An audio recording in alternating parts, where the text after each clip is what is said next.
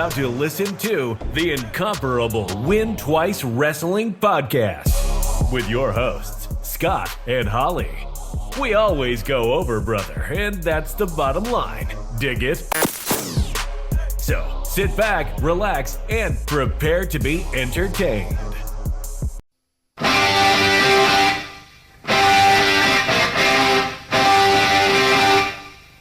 1995 was unquestionably the worst financial year for the World Wrestling Federation, with both attendance and star power diminishing. It is therefore unsurprising that come WrestleMania 11, the renewed focus on celebrity involvement was of paramount importance to draw more eyes to a diminishing in-ring product. Jenny McCarthy, Nick Turturro, Jonathan Taylor Thomas, Pamela Anderson and Lawrence Taylor, not to mention the NFL entourage, all featured heavily on the show. Not since the NFL WWF Battle Royal in Chicago at WrestleMania 2 had the NFL athletes been put in a match on the grandest stage of them all. But this wasn't just any match. This was the main event of the entire show. Lawrence Taylor would step foot in the ring and compete against the Beast from the East, Bam Bam Bigelow. Now, whilst Bam Bam is unquestionably one of the best big man workers in the history of professional wrestling, at this stage in the WWF he was considered as a mid-card level act at best. On paper, this looked to be a disaster. In action elsewhere on the card, the Heartbreak Kid Shawn Michaels, having won the lackluster 1995 Royal Rumble, would challenge fellow Clique member and reigning WWF champion Big Daddy Cool Diesel. On this night, Shawn would show that even his friends backstage were not beyond the reproach of the petulant showstopper, as he went out of his way to prove who he believed should be the man to lead the company. Speaking of the Clique, Razor Ramon would look to usurp Double J for the Intercontinental title with the support of the 1-2-3 Kid in his corner. WrestleMania 11 would also witness a battle between former WWF champions as the Hitman Bret Hart squared off with Bob Backlund in an I Quit match. An interesting concept at the time, but with special guest referee Roddy Piper involved, it would soon turn into a farce. Opening the event would be the ever falling in prominence Lex Luger, alongside the British Bulldog as they faced Eli and Jacob Blue. So great was the fall of the former narcissist that by the end of the calendar year he'd be appearing for the competition, having made a surprise appearance at the very first edition of Nitro. Speaking of tag team action, Owen Hart and mystery partner Yokozuna would challenge the Smoking Guns for the WWF Tag Team titles. For as entertaining as WrestleMania 10 was in '94, WrestleMania 11 felt like a massive step back for the company, and with the gate receipts on the downswing, there were genuine concerns that this could be the start of the eventual downfall of the Federation. WrestleMania 12 would need to be the righting of the ship, as a boyhood dream would look to become a reality as the rising WCW tide looked to gather momentum. Hello everybody and welcome to episode number 30 of the Win Twice Wrestling Podcast alongside your hosts Scott and Holly. Hello. How you doing, Holly? 30. What was that face for? Oh, Dirty 30. Dirty 30. Well, or dirty 16 in some cases, if not younger. But yeah, we've got a fancy new intro, haven't we? Yes, we have. You like it? I do. Going for a more snazzy. Professional touch. Voiceover guy's alright, I guess. The one we had before, nothing wrong with that. Nothing wrong with that at all. But, you know, I think all can agree it's a bit of an upgrade. So a little bit swanky and feeling a bit fancy about it all. And as well, to time alongside that, we've had a new short that went out there that's kind of demonstrating a little bit of the cameo work that we've had done. And yes. I thought that landed quite well. It was a good look. Jamie's doing very well on that front. That went up nicely on Instagram too, actually. Most interaction we've had. I saw a few people. By the way, I mean, I just uploaded it and do fuck all with Did it. we get any followers off the back of that? I don't know how I'd know that, so probably not. No, I don't think we did. I had a look. So feel free to follow these. Give Holly work to do. Absolutely. Holly often says, "Hey, I'm giving pictures of my feet out like left, right, and centre here, there and you no go. one's biting." I'll tell you what, good trotters. That's all I'm saying. Good trotters. But no, I'm not really in the market for feet. I'll be honest. No, okay. I prefer other things. But we can discuss that off the air. That's fine. Before we go into the show that we're doing, usual segment to kick things off. The one that you're always well prepared for. I can't raring help to it. discuss. I'm a busy girl. You are a busy girl. But yes. Did anything catch your eye in the world of wrestling this week? Did anything catch your eye? Oh, throwing it back at me. Yeah, well, there's a little fella called. little I say fella? little fella. He's 6'1" or something. Yeah, he's not little, is he? No, but he's built little, if that makes Okay. sense. He's kind of So wiry. because he's slimmer, he appears smaller? I would say so, yes. Hmm. His mullet's filthy, though, I'll tell you that. Dirty. Dirty Dom. Dirty. That's who we're talking about here. Mm. Good Again. character work. Again. So how do you feel about this whole Liv, Rhea, Dom menage a trois? It's Menage a Trois Monday. It is, apparently, which Holly suggested to my wife. My wife my didn't turn gosh. down. No, she didn't. What do you think of it? How do I feel about it? Mm. Right, so we know it's a storyline.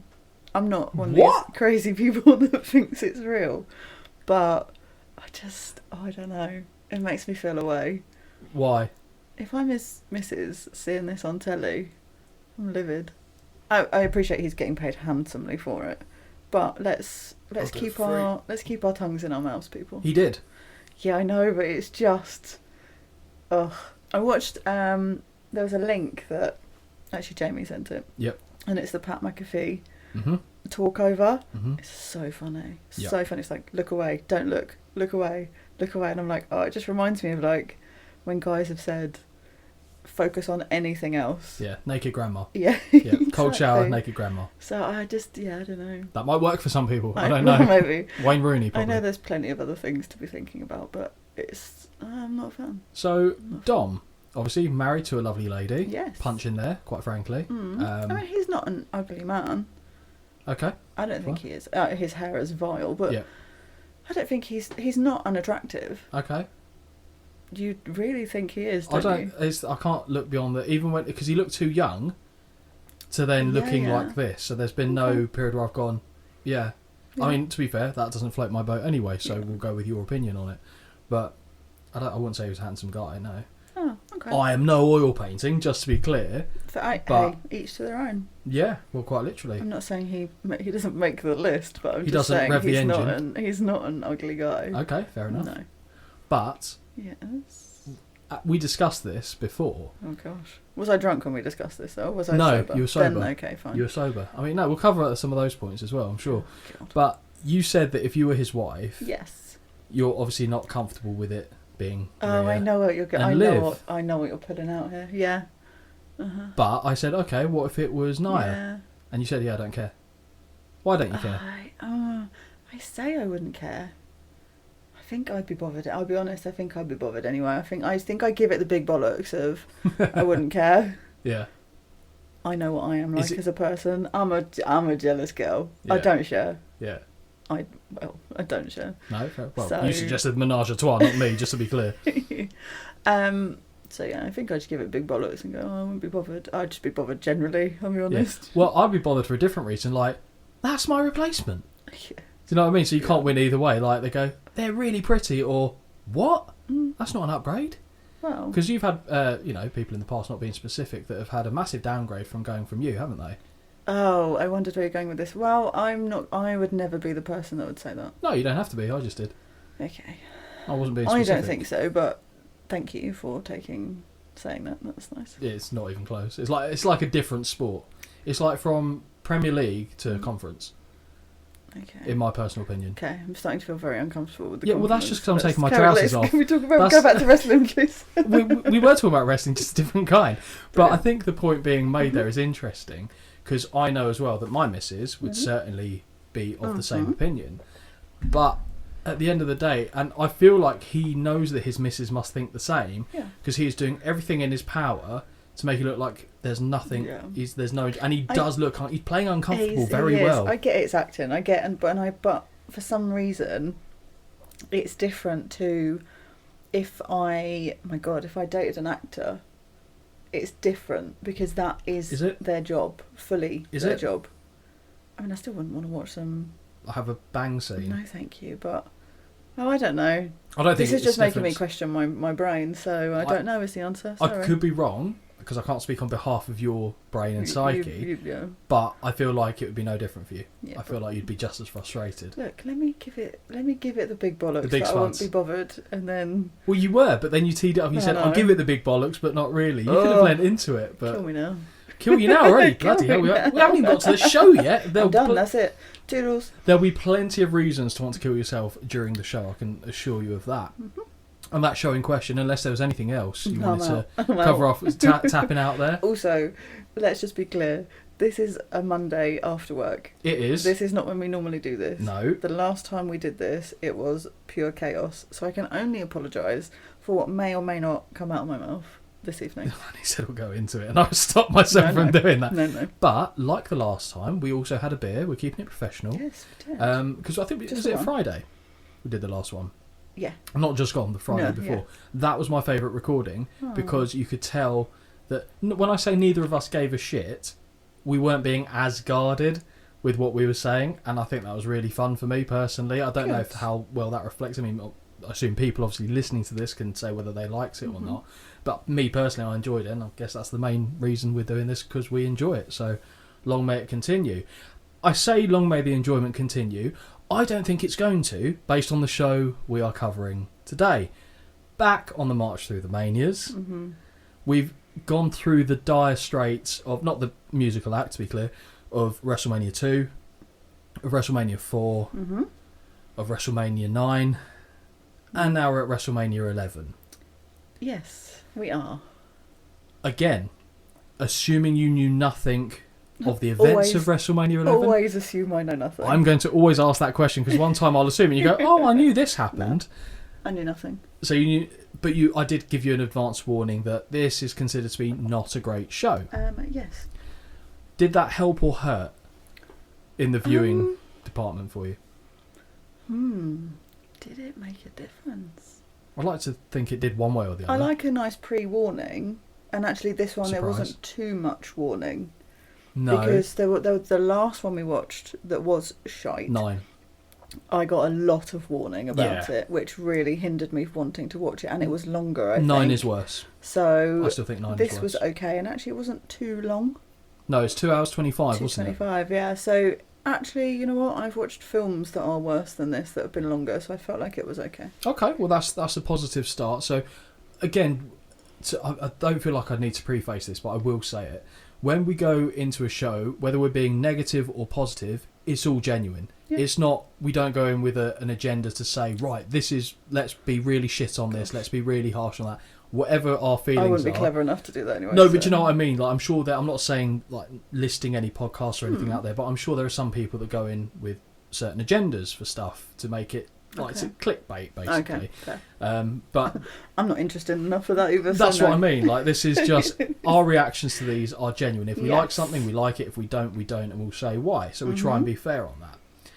I remember, so I've seen WrestleMania 11 in the past, a couple times, in fact, prior to this viewing, and I was aware that I wasn't going to be in for a good time. That isn't to say there weren't things on the show I enjoyed. Yeah. There was 2 that I can think of. Okay. There was more than 2. Yeah, you see my face going, oh, yeah, because I know what your face was thinking, and that wasn't what I was actually... 2 big things. 2 very pert big things. From who? Oh, I only refer to the one, I'm afraid. One person. Oh, yeah. We get to her later. I prefer Jen. Interesting. Oof. She's more girl next door, a little bit. Neither one of them are. Okay. Neither one of them are. Okay. But do you think Pam's more girl next door? Oh, right, let's just get there. We'll dissect Pamela Anderson when we get to that part of the show. Let's get there. WrestleMania 11. Date, 2nd of April 95. Venue, the Hartford Civic Centre in Hartford, Connecticut. Attendance, 16,305, and the buy rate was 340,000. No tagline for this show, which makes me quite sad, because I think this might be the first WrestleMania that hasn't had one. I'd need to check back for 10, but I think it is. Although I would suggest we are sorry for what will transpire, would be my suggestion for this one. So I think it's fair to say that WrestleMania 10 was both of our favourite Manias up to this point in the March Through the Manias journey. Yeah. Yes. Quite comfortable. You had a 5-star match. I had 2. Did, yeah. I had 2. I can't remember what you scored Brett and Owen. I think you were near 4, weren't you? Yeah, it was 4 something. Yeah, which is great. With that being the case, what were your expectations of WrestleMania 11 before you started your watch through? I know you always say you try and keep your expectations low, and you've been given a bit of a warning. That's how I live my life. But there must have been like a... If I said it's bad... You must have been prepared for, like, doink. Oh, Were God. you gearing for a bit of double doink from behind? There's some stuff in this that I probably would have fucking preferred. Preferred? Prepared? Preferred a double doink from behind. Yeah, I bet you would. Wouldn't we all? But yeah, low expectation. Try and be open-minded. Even though you pre-warned me, it was a bit of dross. Mm-hmm. I still like to go, oh, okay. But my fear constantly for this one was, for me, 10 was so good. Yeah. That this was going to feel, regardless of whether it was that bad or not, Yeah. it was always going to feel bad.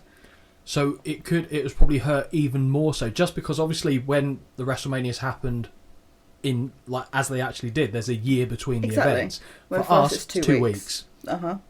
Yeah, so I didn't really think about the knock-on effects of that. Mm-mm. I thought it would be, not sound arrogant, but it would be purely based on the way I hyped it or didn't hype it up. Yeah. And, like, I forgot, actually, that one of the matches I actually quite enjoyed on this show. Did you? More than I expected. Shocking. But I'd forgotten that I enjoyed it, so I was expecting to hate everything on the show. So one, I feel like over-delivered for me. There's one I feel like, I mean, I don't remember. I only finished this yesterday and I don't know how I don't remember, but there's one I feel like I didn't think was as bad as all the others. I would be willing to bet it's the same one. I hope so, else... Was there a title on the line? I don't remember. Oh, no, when I get to my notes. Brilliant. We'll get there. Like I said, we genuinely both finished watching this yesterday as well, and it's already gone straight out of Holly's ear canal, so that's pretty good. So to put the show in perspective, this is around the time period that I remember having memories of the in-ring product of the WWF. So granted, I was watching before this time frame, but I was of an age where I wasn't retaining the information, whereas I actively remember parts from this. One of the shows I remember seeing time and time again was Royal Rumble 95, and this was obviously 3 months after that event. Okay. So you could argue that I was quite unfortunate with this being the time period that I'd start retaining the wrestling information, but then again, at the same time, it's kind of a low bar to set, so it's easily exceeded by other stuff as time went on. Not always, I will say that, but interesting point for me personally that I thought was worth mentioning. So I saw WrestleMania 10, but it wasn't at the time of the show taking place. So right here in 1995 is about the lowest point in the history of the WWF in terms of creativity, generating new stars, in-ring product, finances, attendance, all that. This was like the doldrums. Okay. And it makes for an interesting show just to see what they actually put out there, given what tools they had to hand. Okay. So sometimes I'll try and extrapolate things from this. If I was just watching it at the time... Can't use words like that with me on a Monday afternoon. Sorry, I do apologise. But do you get what I mean? Yeah, so for sure. If I think it's going to be a bad show, I have to gear myself to go, right, you need to take something positive from this. What is it? Yeah. And for me, it was, I know this was a crap point in the company's history. Let's see how they played it, and hopefully you can give them a bit more kudos than you otherwise would. With that being said, let's jump into unpacking the pay-per-view. Show opening. We see a steely blue glass design of the WWF logo slowly rotating on the screen upon a starry sky backdrop, and for some reason I expected to hear the Crystal Maze music start to play. Oh, I see. Do do do do do do. Yeah. I get you. Now that would be an idea for a gimmick match. 2 wrestlers in a crystal maze ball with the wind machine on, trying to catch golden paper with Vince's face on. Yeah, okay. As you would say, I'm here for it. Yeah, I'm down for it. Replace a doink match with that. Happy days. Yeah, fine. Doesn't it seem like a Divas match? Yeah, they'd have to be in there like bikinis. Bra and panties. Obviously bikinis, and there'd be soap suds going around as well as the dollar bills. Yeah, I was going to say. Mm-hmm. Yeah. Who would you put in that match? Oh, God, that's a question. And they have to be from the same time period. So what, the 90s? The 2 people? Yeah. Stacey Keibler and Tori Wilson. Okay, cool. I'm glad you didn't say Mae Young, because she might have knocked herself out with her titty, to be fair, bless her. But, yeah, I could see that. 90% leg versus 90% tits. That's a stipulation you don't see in a match often enough, is it? 90% leg to 90% tits. You know. Who's gonna win out in that? Okay, right. Sorry, that's lost me a bit. You can use that imagery for later. Oh, thank you. That's very kind of you. Or for the menage a trois. For over 50 years, the revolutionary force in sports entertainment. This was very much the idea and branding Vince was trying to cement, and it's dripping with his verbiage. It's just exactly how he would word something, and they're really trying to kind of push this idea that... Well, they're not lying in terms of the company in some form has been around for that period of time, but it's building it up to be like it was always the biggest and best, and it wasn't. It wasn't, but good marketing if nothing else from Vinnie Mac. We now get some very funky Mania music, with the voiceover calling out the names of the WrestleManias to date, whilst we see highlights from each of the shows. You're having flashbacks again, aren't you? Yep. But, again, I'll ask your opinion on this. I don't think they showed necessarily the same shite that they showed at WrestleMania 10. Yes. So I wasn't fussed by this. No, it was fine. I thought it was okay. It's just an intro, it's fine. And they didn't keep going back to it, Thank which God. was key, essential. At the culmination, we're shown the WrestleMania 11 logo before a thundery purple background, and are reminded that Pamela Anderson is going to be on the show. Awesome. Holly, could they have found a more suitable female personality in this era? Because I sincerely doubt it. Perfect. She was mid-90s. She was. Thoughts on Pamela Anderson? Oh, I fucking love her. When you say you love her, what do you love? What is it about her? Ultimate, like you say, you know, Nikki Bella is like my girl crush. To me, Pam Anderson is the previous Precursor. Yeah. Okay. We know I like that. Like, if I had all the money in the world, I understand why they look like that. Like, that's what I would do. Really? Yeah. Okay. She's so pretty. It's Who would you ridiculous. rather have, Pam or Nikki? Ooh. One of them's friend of the show. Like pinnacle, peak. You have to go, sorry love, not you. Or You have to break their heart. Ooh. Oh god, yeah. I mean, I have to go Nikki Bella. So you're going, sorry Pam, appreciate what you're attempting to do here, I but... mean, if I was into that sort of thing, I'd take either of them, but... Yeah, well, fair enough. I mean, you know... Alas. Beggars for me not can't for be me. choosers, so I'd probably give them both a handshake. But big fan. Big fan. Yeah, big fan. Thank you. Wait, of them? Oh, sorry. Sorry. That's disappointing. We also get Home Improvement's Jonathan Taylor-Thomas, who's posing with the Allied Powers. Jenny McCarthy, who is being hit on by Razor Ramon and 123 Kid, with Nick Turturro also present. Checking the pulse of the dead man, whose eyes are in the back of his head. We've got to have a goof, I guess, haven't we? Yeah. Every time we get celebrities there, one of them's got to be a bit of a goof. From there, we're shown Salt and Pepper rubbing Bret Hart's chest, and although he looks happy, I feel uncomfortable. Too funny. They're like, ooh, hello, and he's like, It's yeah. so weird. Thank you for letting me be your hero. But could you fit any more 90s into one little like segment though? Even the denim he was wearing. It's crazy. It was unbelievable. So funny. At least it wasn't tucked in like Big Boss Man, but he's not on the show to have digs at, so I'll get it out of the way now. Last but not least, we get the Lawrence Taylor supporting NFL team with the likes of Steve McMichael, who are surrounding the current WWF champion Diesel, and he's like, hey, real athletes. I don't know, just looked he looked goofy in between them, I'll be honest, and that's the WWF champion going into this. We now go to, I'll get to Diesel later, don't worry. We now go to the arena, and it is dead ass quiet, and something doesn't feel right. Yep. In the ring, we can see an announcer who appears to be talking, although no sound is heard. Yes. And as the camera starts, and I'm having flashbacks to previous Manias where we had similar issues. And as the camera starts panning up the aisle, we hear Vince McMahon announce America the Beautiful to be sung by a member of the US Special Olympics team. Vince does not sound happy. Not because it's a Special Because of the Olympian. audio issue. I mean, you can tell later on when he proper digs into these people. He does. He's not a happy man. So I'm going to be very careful with how I say this about the performance, because we've seen some shocking performances horrendous. for This America is the Beautiful. Not bad. Now I will say this. We've both heard much worse than this. Yeah. Although hearing the voice, all I can think of is Snow White in the early Disneys.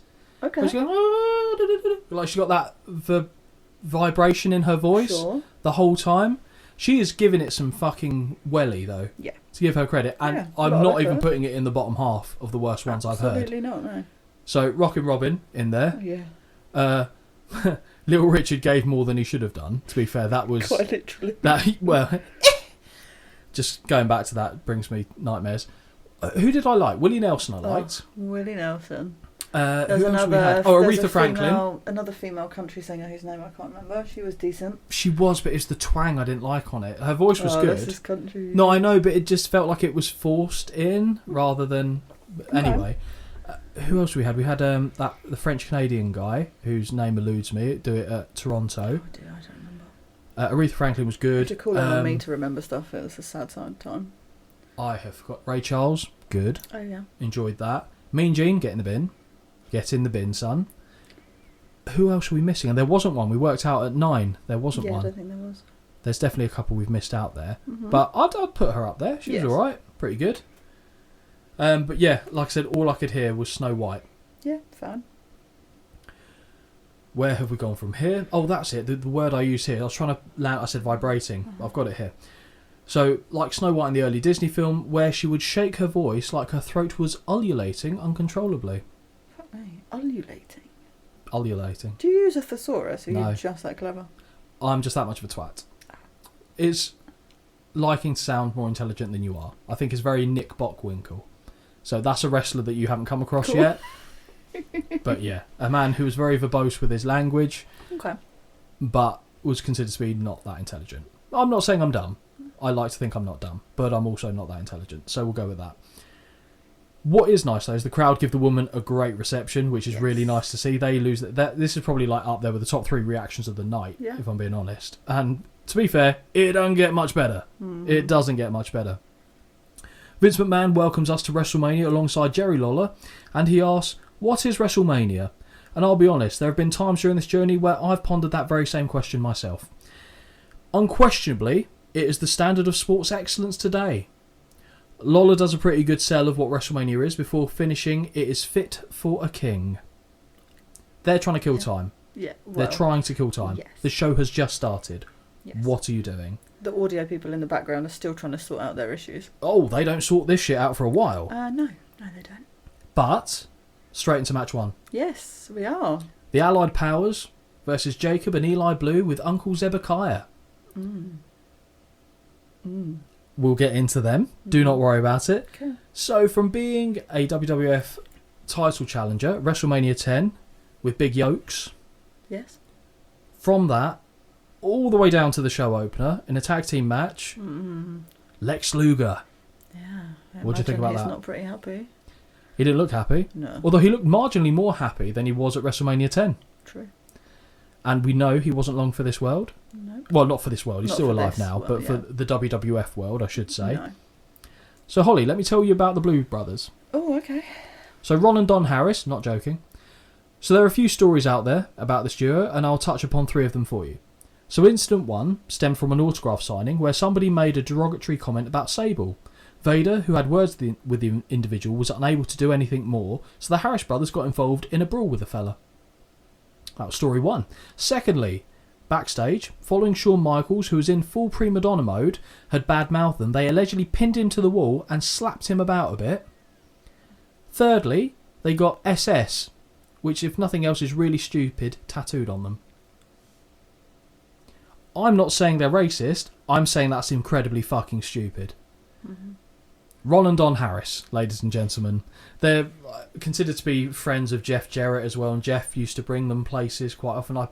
They definitely stayed in WWF for a while under various guises. I think they were part of this biker group, which we'll get to in about 2 years, I think. 2 years' time from here, when they've got actually shaved heads instead of the long hair they've got now. Believe they were in WCW for a while. I want to say, I don't know if this was in WCW or TNA, as Creative Control. That was their name. But it's basically, do you know what, when I say the phrase Creative Control, do you know what that means? And no's fine, I can explain it to you. Tell me and you'll see by my face if I'm following on. Fine, so Creative Control is something that certain wrestlers have in their contracts, where if they're not happy with it, they can nix it, and then the storyline can't go ahead without their consent. So people that come to mind, Hulk Hogan, Creative Control. Bret Hart had, I can't remember the terminology used in the contract, mainly because I didn't see the contract, but it was reasonable creative control. So what determines reasonable, I couldn't say, but Bret Hart had some of that in the massive contract he signed with the WWF, which Vince eventually broke, and the Montreal Screwjob happened, and he went WCW. But that's creative control, and because like Vince Russo we'll cover him on another episode, was so into using insider terms and doing all this stuff. He made a tag team called Creative Control, and when they didn't like something that was happening, Creative Control would go out there and sort it out, and it's shit. It's so shit. But this is my first introduction to the Harris brothers as Eli and Jacob Blue. Okay. And I'll be honest, as much as I've just slated a lot of them, to be fair, slapping Shawn Michaels for being a fucking prima donna, I've not got an issue with. Jumping in to help Sable, who's getting insulted, okay, I don't know the lengths of that altercation. Tattoo, fucking moronic. I thought their look was quite good here. Yeah. I thought it was good. Yeah, fair. Good hair, good beards. I knew nothing about them, so I was like, oh, okay. Right. And you probably didn't look them up? No. Let's be clear. No. Was it because you couldn't be asked? No, it's because I thought you might come with a story. There you go, you got 3. As you did, so. You got 3. Yeah, they never, in terms of what did they amount to, they were helped by who they knew within the business, and they kind of got jobs off the back of that in a lot of occasions. Not to say they were awful, they were fine, but they were never great. They were never going to be world beaters as a tag team. But these guys are actually brothers, builders brothers. Yeah, they're twins. They're not brothers that aren't brothers. No, like Kane and The Undertaker. Yeah, Edge and Christian. Interesting. I genuinely don't know which one was which, so I went... because I don't have that I've just put twin. Yeah, Every time it's one of them. I don't know which one it is. I went when the match starts. Vince said, let's call this one Eli. And I went, cool. So I stuck with that. Gone from there. Cool. Yep. That was how I had to base it. Because I'm normally like... I remember struggling with Jimmy and Jay for a while as well. Yeah. Until I realised that Jimmy had a bit more of a muffin top. A muffin top? Yeah, a muffin top, lad. Yes, a muffin top. So that's how I distinguish them. These guys... just feral. So identical. Feral looking as well, which doesn't help. So they're facing off with Lex Luger and the British Bulldog. Cracking gear on both men. Oh, so good. And I really enjoy their entrance music being merged. So they took the and then dun. Yeah, I just quite like it actually. My note literally says, not a combination I thought I'd enjoy. Yeah. Okay. Works, Allied Powers, UK and US and all that good thing. I remember in this time period, I really wanted them to be tag team champions. Okay. Really like both of them. Now in hindsight, I'm like, yeah, I still like the Bulldog. Luger, no. He's got a good look for it. I'll give him that.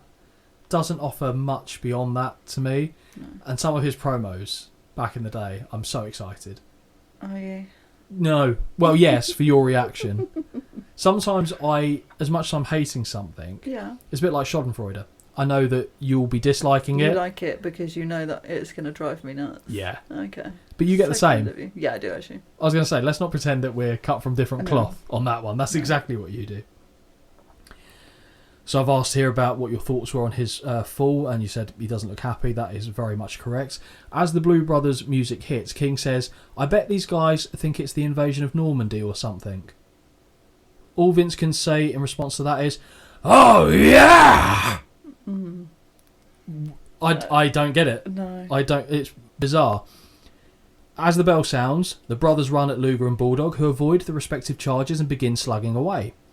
Corner whips from the Powers send both Blues into one another before they are dropped with stereo power slams. Luger's landing is pure arse right on top of Davey. Yeah. Shame, as it would have been actually quite a good visual. Yes, agreed.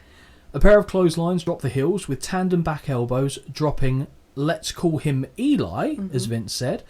He and Bulldog are left as the legal men, and the Manchester lad hits a very impressive delayed suplex on the Mountain Man. Long delay before a 2 count. Yeah. Reverse chinlock, but Eli knees out and tags Jacob in. The Blues miss clotheslines, and Bulldog drops both the big men with a pair of his own. My notes are fucked, sorry. We're literally 2 seconds in and I'm so confused. Really? What did you get up to? It's just because it just says twin in, twin out. Brilliant. Is that what the Bellas did? Twin in, twin out? I could fucking tell them apart. Maybe that's the setup they've got at home. Like Daniel Bryan's like, right, twin out, twin in. Feel like a change. Side headlock on Jacob now, but he is pushed off and Eli knees him in the back from the apron outside of the ref's view. Eli now in and hits a running punch to the ribs as we hear Vince... What? Vince to go? No. Oh. As we hear Vince go back to the word unquestionably once more, which is one of his idioms. He loves using that word. And notwithstanding is another one of his. Okay. When you hear him on commentary, it's... And being very clever in the way that he will... You've wound me up before with now pointing out to me that he says manoeuvre all the fucking time, so it's What all a I can manoeuvre! hear. Now you're going to give me this too. 100%, and I'm also going to give you This Is the Show. He goes, 1, 2, 3, he got it! Oh, no, he did, no, he did, no, he did. It's relentless. Really is relentless. Small package on Eli. Hello. Hey. But the ref is preoccupied and Jacob has time to run in and break it up with a boot. Jacob, now the legal man, and an ugly sidewalk slam gets a near fall. Mm-hmm. Eli back in, and this time a pair of big boots drop the Englishman. Bulldog fires back and drops Eli with a big clothesline. Now, without a tag, Jacob just enters the ring, and to be fair, I don't blame the ref. They're really tough to tell apart. Yeah. If it was Earl Hebner, though, I'd be blaming him for sure. Of course you would. Fucking Earl Hebner. I'm trying to think later on in the show if he does anything to wind me up. And I'll be honest, I don't think he does. But I will try and shoehorn something in about... He's not the one that gets hurt in... Yeah, he is. Air quotations. Yeah. Did that not annoy you? Oh, wait, hang on. Who got hurt? There's a ref got hurt in the show. Why don't I remember that? What match? We'll come to it later. Okay, Maybe fine. I made a note. We probably won't come to it later because I probably didn't write anything down. Yes, he is. Thank and you. yes, it did. Okay, there we go. Yes, it did. There we go. Oh, fucking... Yeah, I do go in on him on that. Good. Yeah, I remember. Oh, sorry, I'm getting annoyed. Here we go. Elbow drop gets a 2 for Jacob. Whip into the corner, but he runs into 2 boots of the Bulldog, and the fans go a bit nutty for it, actually. They start to wake up. Yeah. False dawn for Davey, as Jacob still has control. He tags Eli in, but unloads with boots before he leaves. Eli with a body slam, but a second rope elbow attempt finds nobody home. Lex and Jacob get the tags, and the women cheered loudly for Luger, who unloads with right hands and kicks. How do you know they're cheering for Luger? Because... Have you just assumed that they're not cheering for the other twin? What name did I just say he was? I don't fucking know. I'm Okay. here. I'm here and I can't tell you. That's fine. So, if you had to kick one of them out of bed, Who are the Luger options? or Okay, or right, I see. one of the twins. I'm just being pedantic. No, we've started. Let's be clear. You'd probably kick them both out, actually, I reckon. I don't think... No, Even though... Luger is not for me. No, I know. No. What is it about that? No. Is it his auntie haircut? Well, it doesn't help, but he's too... Ugh, no, not for me, sorry. What about it? No, because you He's haven't... too big. Like, I don't know, but he's not... Oh, I wish I could put it into English and actually Because he's explain got it. a weird 'Cause frame. there are bigger guys that I would look at and go, yeah, okay. Yeah. But there's I think it's his demeanour. Whether Okay. it's his character or whatever. You think he'd be a distant lover? Yeah. Yeah, let's go with that. Bit vacant. Bit vacant. Yeah, and that's just the women he usually goes for. Lex, oh no, we've already covered that. Running knee lift connects, as does a clothesline. Big power slam, but Lex decides not to cover, for reasons. Instead, he charges Eli in the corner and drops him with a forearm. That loaded forearm, might I add, with a steel plate. Of course. Back off the ropes and a forearm connects with Jacob, but Eli breaks the pin attempt. The action starts to break down with all 4 men in the ring, but the ref forces Davey back to the corner. Strong official, apparently, because Davey just gets absolutely carried across the ring, basically. Meanwhile, Luger takes a swing at Uncle Zebekiah, who's standing on the apron, but he drops down in the nick of time. I haven't really got too many notes on Uncle Zebekiah here, but Dirty Dutch Mantel. He's basically, he was a former wrestler himself. He's been a manager. Do you remember when Jack Swagger had the We the People gimmick? Oh, okay. That's Dutch Mantel. Oh, okay. And he's done like creative work as well behind the scenes. But I didn't really feel the need to go into it because this was shit. Out of the view of the ref and Lex, Eli rolls Jacob to the outside and takes his place, but for some reason still lies there for a 2 count. Yeah, I did write a bit of pointless twin magic. Yeah, because he still took the pin. Yeah. Well, he didn't lose, but it's just odd. You'd just get up, wouldn't you? You would. You'd roll him out, start laying the boots in, brother. Luger looks confused with Eli, now laying in the boots. Oh, there, so he did lay the boots in. Good man. The big man is looking for a pile driver, perhaps, but Luger has positioned himself near his corner, allowing Bulldog to make the tag and come off the top rope with a sunset flip for the 1, 2, 3. Lovely. Well, I say the 3, but it looked to me like Eli kicked out. Well, yeah, but I also didn't care. However, that's all she wrote on this one, with even Lola on comms sounding unconvinced. The Allied powers have won. And all is right in the world. Oh, yeah, of course. We see a smattering of fireworks for the Bulldog and Lex, as Vince informs us Jim Ross is with the Blue Brothers and Uncle Zebekiah. With that being said, we stay focused on the ring as Lex and Davey pose for the fans under the spotlight. Now we go to JR in a smoky dark aisleway with Zebekiah. What we hear now is beyond gibberish ramblings. I hear practically none of what he said other than, "You call that justice? He pinned the wrong brother." Just wank, and not the good kind, as Holly would say. Oh. Is it a left-handed wank with no finish? Exactly. Yeah. It's puffing dust, Holly, it really is. What are you scoring this match? 1. Yeah. Yeah, okay. I couldn't get into it. I wanted to purely because of the Bulldog. Yep, fine. I really I get it. I really like him, but this was not for me. Sorry. No, that's fine. It wasn't for Dave either. 0.5 stars. Oh, okay. I am leaning towards you, I'll be honest, on this. I think 1 star. Yeah. It wasn't awful, but no, I just didn't care. Yeah. Really, that's what it came down to.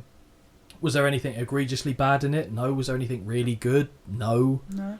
So I think 1 is where I land on it, on that reason alone. The only glimmer of hope I had here was, okay, we're going to start here.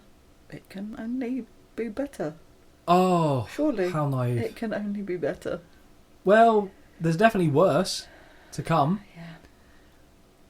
Speaking of worse to come, we attempt to go backstage, and this is going to sound harsh. I'm sure Nick Turturro is very good and very entertaining, and he seemed like he was having a nice time. But if you're getting celebrities, why'd you get him? I didn't know who the fuck he was. But Have you seen? He's in. Back You in do the know who day. he is, though.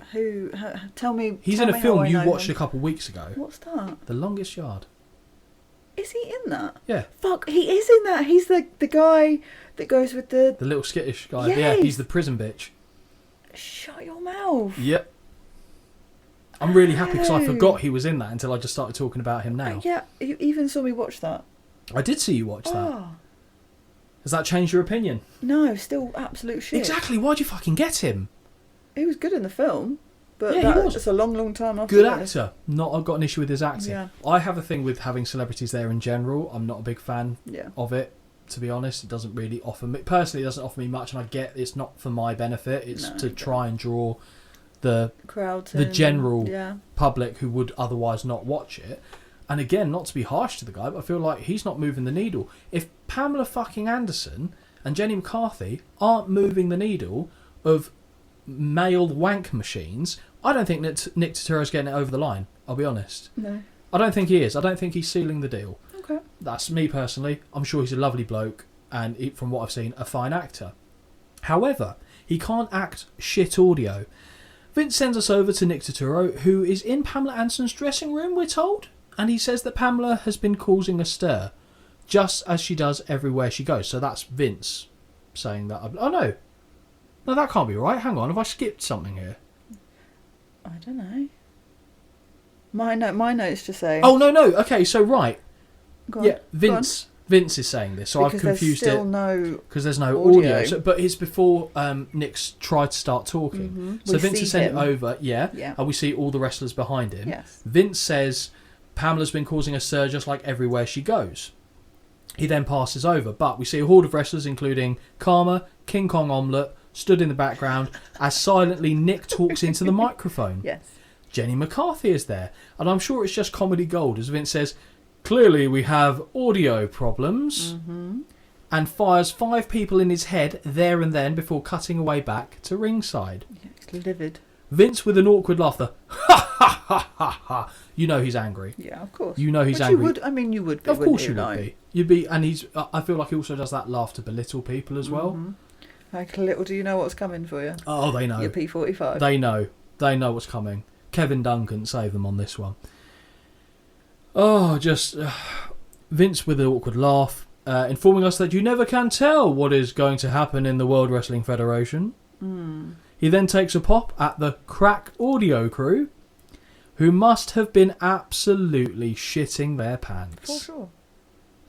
King Kong Dumbo signs in the crowd, which I respect, but the lad holding it could pass as the man's son, if I'm honest. That's mean. That's mean. Is it wrong? No. Come on. There we go. Let's be honest. We're in a safe environment. Okay. He's fired the shots here. King Kong Dumbo. Just saying. Yeah, okay. Go You on. lick like. Well, I don't know what you lick like. You lick like. I don't know. I don't want to know what he licks like. I'm just thinking King Kong Bundy, and that's a man that looks like he does a lot of licking. Is all I'm saying. What do you reckon? This is just a general question, but let's go with King Kong Bundy because we're on the topic. Oh God. What do you reckon his pre-game meal is? Ooh. Something heavy. Yeah, but not too heavy because you don't want to vomit or shit. Yeah, but does he look like a man that can't handle that? I don't think so. What, vomit and shitting? No, as in like, I reckon he looks like he can deal with a substantial meal. Okay, well, yeah. And then go and do that. The walking condominium, as Gorilla used to call him. What do you reckon he's putting down? Before... Oh, God, I'm so hungry, so this is not going to go well. Garlic bread is definitely in there. Garlic bread, yeah. Garlic bread. Just a lot of carbs, a lot of beige. I reckon it's like a bowl of fucking pasta. Like, okay. I'm talking, when I say a bowl, we're bordering on trough territory. A bucket is a great shout. Big old bucket, carbonara. Oh, carbonara. speak to me. And he doesn't fuck around with cutlery. He's just head straight into the thing. We've got like tagliatelle, like smacking him in the face. Okay. He's got some down his neck, in his singlet. He's fully dressed for this already. He's ready to rock and roll. He's in his gear. Got a little napkin around his neck? No. If anything, Tablecloth. because it's a bucket. You know, they've got the handles. Yeah. He's got a special bucket with a handle on each side, and he just hooks it around his ears, over both the ears, and just goes to town. Jesus. And the garlic bread's on the side. Yeah. Yeah. So he's just occasionally just see like this hand. There's something wrong with me today. I'm so hungry because this is just making me hungry. This hand claw away in the dark for a bit of garlic bread to just shove in there. Lovely. And then he says, like, someone just sits down next to him right after, and he goes, "Are you going to eat that?" Like, they've not even started. Okay. And he's ready for it. I like that you think about this. Oh, I always think, what would I do? And I feel like you just have something to line the stomach, and then you pig out after. Okay. That would be, I'm thinking like a chicken breast. Yeah. Some sort of salad just to yeah tide me over, then go into whatever establishment's open at God knows when in the evening. Okay. But not your man King Kong Bundy. He's prepared. He's always prepared. He's got his game plan. His day is built around the meals. Pre-game. Yeah, he knows. He knows what's happening. Fine. And I respect Not it. mad about it. I respect it. He always knows where his next meal is. What would you never actually answered. What would your pre-game meal be? I don't know. Honestly, I told you I'm going to throw these questions at you. You came out with old steak last time, and it was fucking brilliant. I'm not on. I don't think I'm as funny today. I think we'll let me and the others judge on that one, but I'm really not. Okay, let me put it this way. So if I'm actually going to go out there and wrestle, I'm fucking eating nothing if I've got to wear some form of skimpy clothes. You get to wear whatever you like. What would you wear? What would you wear? A fucking tent. You would wear a tent. I feel like you wouldn't be able to... A moon. Well, King Kong Bundy's got a new nickname. Fucking Moo comes out. A lot of fucking clothes. No, it would be something like... Let's not... I don't want to do this. No, but what... Seriously though, what would the gear be now? Because I'm interested. Because I'm pretty sure you said like Christina Aguilera before. Oh, with the arse out, yeah. That is definitely what you've said.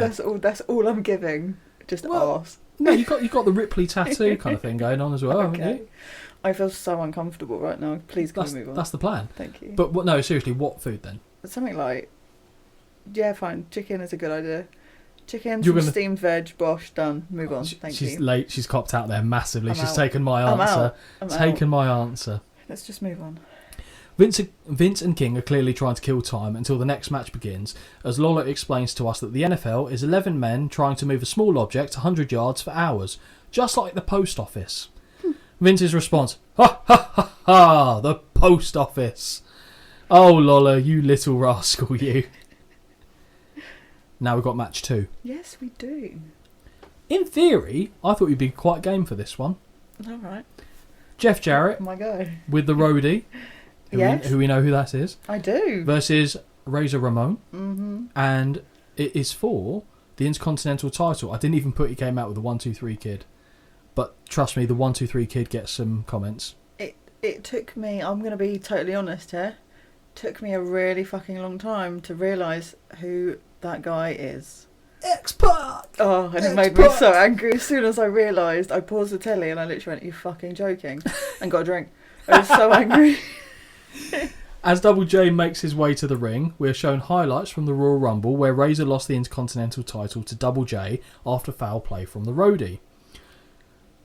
Holly, do you know who the roadie is? You know I do. Because we talked about this, sorry. But you're supposed to tee me up for the...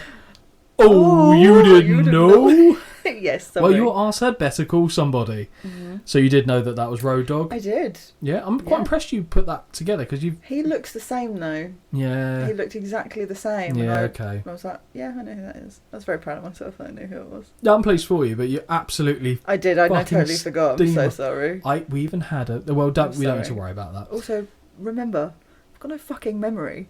So if you want me to do something, you have to warn me on the day. Holly, what did you do last night? I don't know. We've had a whole fucking weekend since then.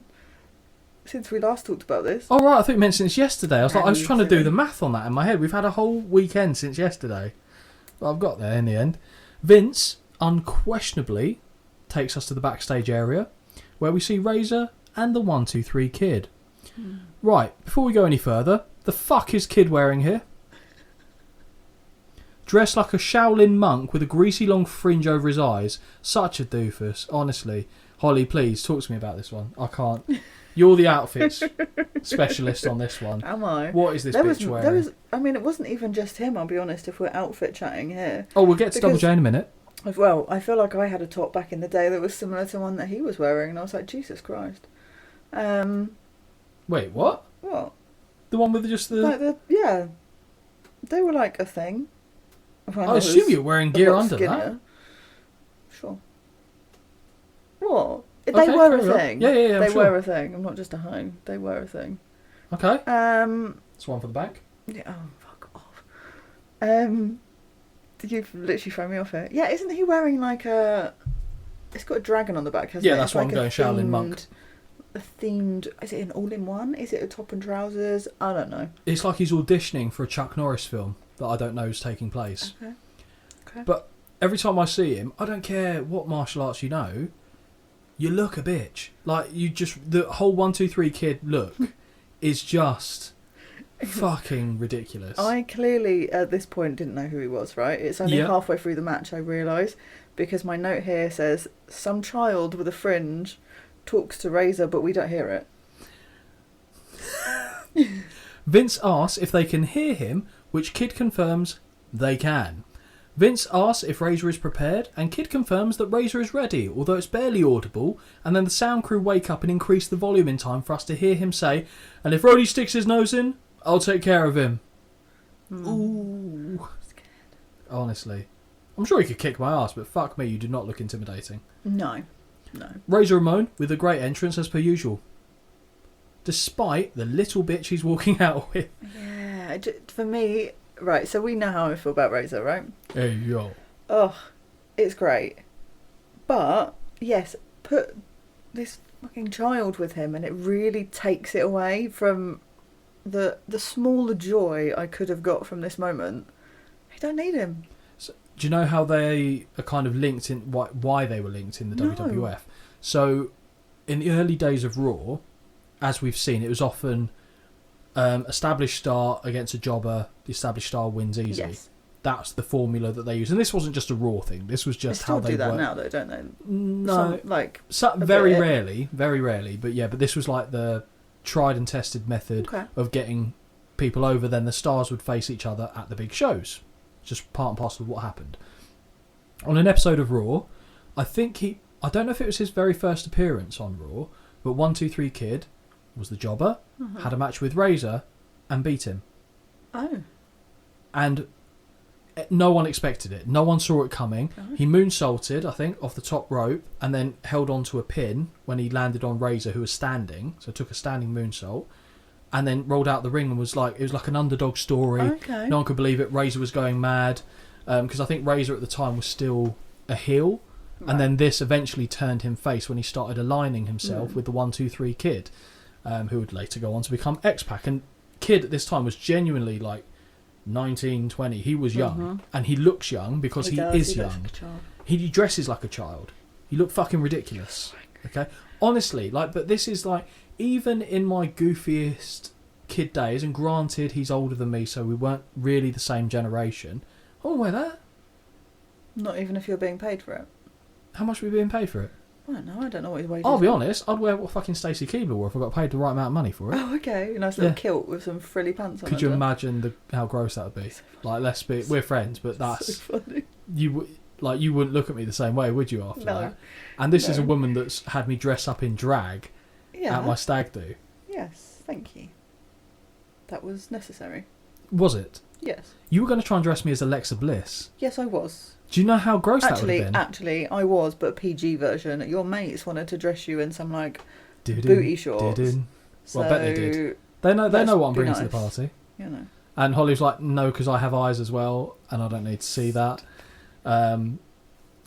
Yeah, I completely lost track of where we're going, but I think we just circled around to the 1, 2, 3 kids a bitch. Okay. So that's where we landed? Fine. Yeah, why not? Previously known as the Lightning Kid. No one cares. Cool. In Cool Mexico. story. Cool story, bro. Did you really Okay, just I didn't cool say story? Bro. I didn't say bro. You're going to... Okay, right, we'll leave that. I've actually just carried on scrolling because I'm that keen to get through this match. Okay. Razor Ramon with a great entrance as usual comes out with dipshit. Very much enjoy hearing Finkel roll his R's for the bad guy. Razor Ramon! Brilliant, love that. Give me that, Finkel, thank you. Rhodey quickly bounces after I believe Razor wiped out a cameraman on the outside as he tried to get into the ring. Wouldn't be the first time they get in the way. In the ring, Razor unloads with the right hand, sending the champ to the floor. Lovely little pyro display for the bad guy, and the crowd enjoy it too. And then Kid gets involved. Yes. What do we think of the gear of both men here? And I'm talking about specifically Razor and Double J. Okay. Because you would have seen Double J come out with his flashing glasses and hat. Yeah. Well, I've only ever seen him as well in his like much later days. I've never seen him now. Like in this, I don't know who the fuck he was, to be honest. We saw him at AEW. Exactly, that's what I'm saying. Like I've only seen him in his AEW days. So you wouldn't have seen TNA version. You wouldn't have seen WCW version. He comes back to the WWE as Slapnuts was his. Like, cool. So no, his name's not Slapnuts, but he used to refer to people as Slapnuts. Okay. And I'll be honest, I like that. I've used that term. You've probably heard me call someone Slapnuts. That's where I got it from. Okay. I like it. I don't like to give Double J credit for it, though. I will say that. Okay. We know what we think of Razor's gear. Yes. It's good. It's so simple. Works. He doesn't really... I know what you're going to think, but he doesn't really need it. He needs his gear. That's where I'm going with this. Okay. It's just... It's a pair of pants. That's it. No drama. And you don't like pants wrestlers, really? Well, no. But... There's a nice list. Randy Orton. Compiled, yeah. Razor Ramon. They're the only two that I've heard you give the green light to. I don't know, I gave The Rock some kudos off of this the other day because you asked me about whose thighs do I enjoy. Again, let's put that in a bit of context. Holly was already talking about the thighs of men, and I then threw this into the equation. Am I lying? If I'm lying, say I'm lying. Mm-hmm. Yeah, exactly. I thought so. Okay, carry on. Yes. So to me, it does take for me personally, it takes a certain calibre of man. Oh, hello. To just wear a pant. It depends how they fill them in, quite frankly. It's all about thighs, I'm sorry. If you've got good thighs, fine, take the pants. I don't know if I do. So for Razor it works. He's got a good set of pins. It's nice hairy chest. Oh, maybe I could do it then. Lovely. Like, I'm here for it. Yeah. I mean, I like to consider my legs one of my better qualities. Okay. So, but I'll be honest, I think you'd boo. I really do think you'd boo if I came to the ring like that. Especially if I'm cosplaying as Razor Ramon with the little curl on my forehead. Yeah, I'll probably be better suited to being 1, 2, 3 kids, to be honest. But I've got the hairy chest, so I could pull that off. I do like the contrast of kids. Yes. Like, it's such a extreme contrast. We've got just a pair of pants over here and then some silver lame again. Unitard, just extravaganza in the other corner. Wearing from the Holly collection circa 2000 and what? I don't know. 2010, should we say that to be? We'll see what era of my life it was going through at the time. Well, certainly not in 95. Well, absolutely not. Because that's that'd be crazy. Wrong. But good to know that you had that gear. Thank you. I will think about that later. It was a thing. This wasn't a me thing. This was a thing at the time. I do have follow-up questions about Wait Till Off the... Like, genuine questions on that, but I don't want to belabour the point here, so I'll save it for later, and I will remember. where are we going from here? The match is now officially underway. Yeah. And Jarrett boots Razor in the gut. Side headlock, push off, and a shoulder tackle puts Double J down for a 2 count. Another whip by Razor. Waiter. A whip by Razor. Oh, that's unfair. Another whip by Razor results Well done. in Double J slide. Do you want to do this? No. Sliding between his legs, Oh. only to walk into a big right and nearly takes a 3 count off it. Jarrett attempts to go up and over in the corner, but Razor connects with another right hand before clotheslining the music star over the top to the floor. Razor doesn't want the ref to count, as it would mean he would win the match but not the title. Clever. As the bad guy makes his way towards the ropes, whilst distracted by the roadie, Jarrett trips him up and re-enters the ring. Irish whip, countered by Razor, results in Jarrett hitting a sunset flip from the middle rope after faking out on a springboard, which I quite liked, Yeah. but not enough to get the big man over, and a fist drop by the bad guy leads to a 2 count. He's just pinning after punches. Yes. I'm already bored by Razor. I like Razor. He's boring me in this. It's not Jarrett's doing, to me, personally. Okay. And from the 2 count, we hear Vince say, "And a new champion." No, he didn't. No. First time. I think so. Well, you couldn't say new champion in the other match because it wasn't a title match. Oh, yeah, true. Oh. It's good having a memory. So I can't help it sometimes. Jarrett directs traffic and tells the roadie to go to one side of the ring.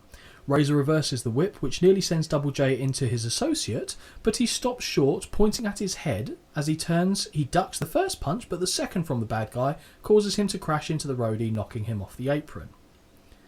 Small package gets a near fall. Razor's Edge, for reference there, anytime I say small package, I have a little cheeky look at Holly just to see how she's reacting to I it. like it. No, you don't. Well, Razor's Edge attempt is avoided as Roddy pulls Jarrett out between the ropes by his ankles. The champ is looking to leave now, but Kid, chopping the air, is threatening enough that he willingly returns to the ring. It's like being threatened by a marshmallow.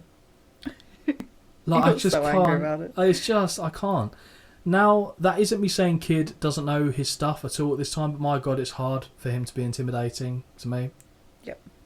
Kid tosses Double J back into the ring, and another small package by Razor gets a near fall. Razor is sent into the buckles before being choked over the middle rope by the champ.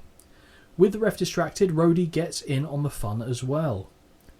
Jarrett misses with a leg guillotine attempt, and Roddy is sent face first into the ring post by the challenger.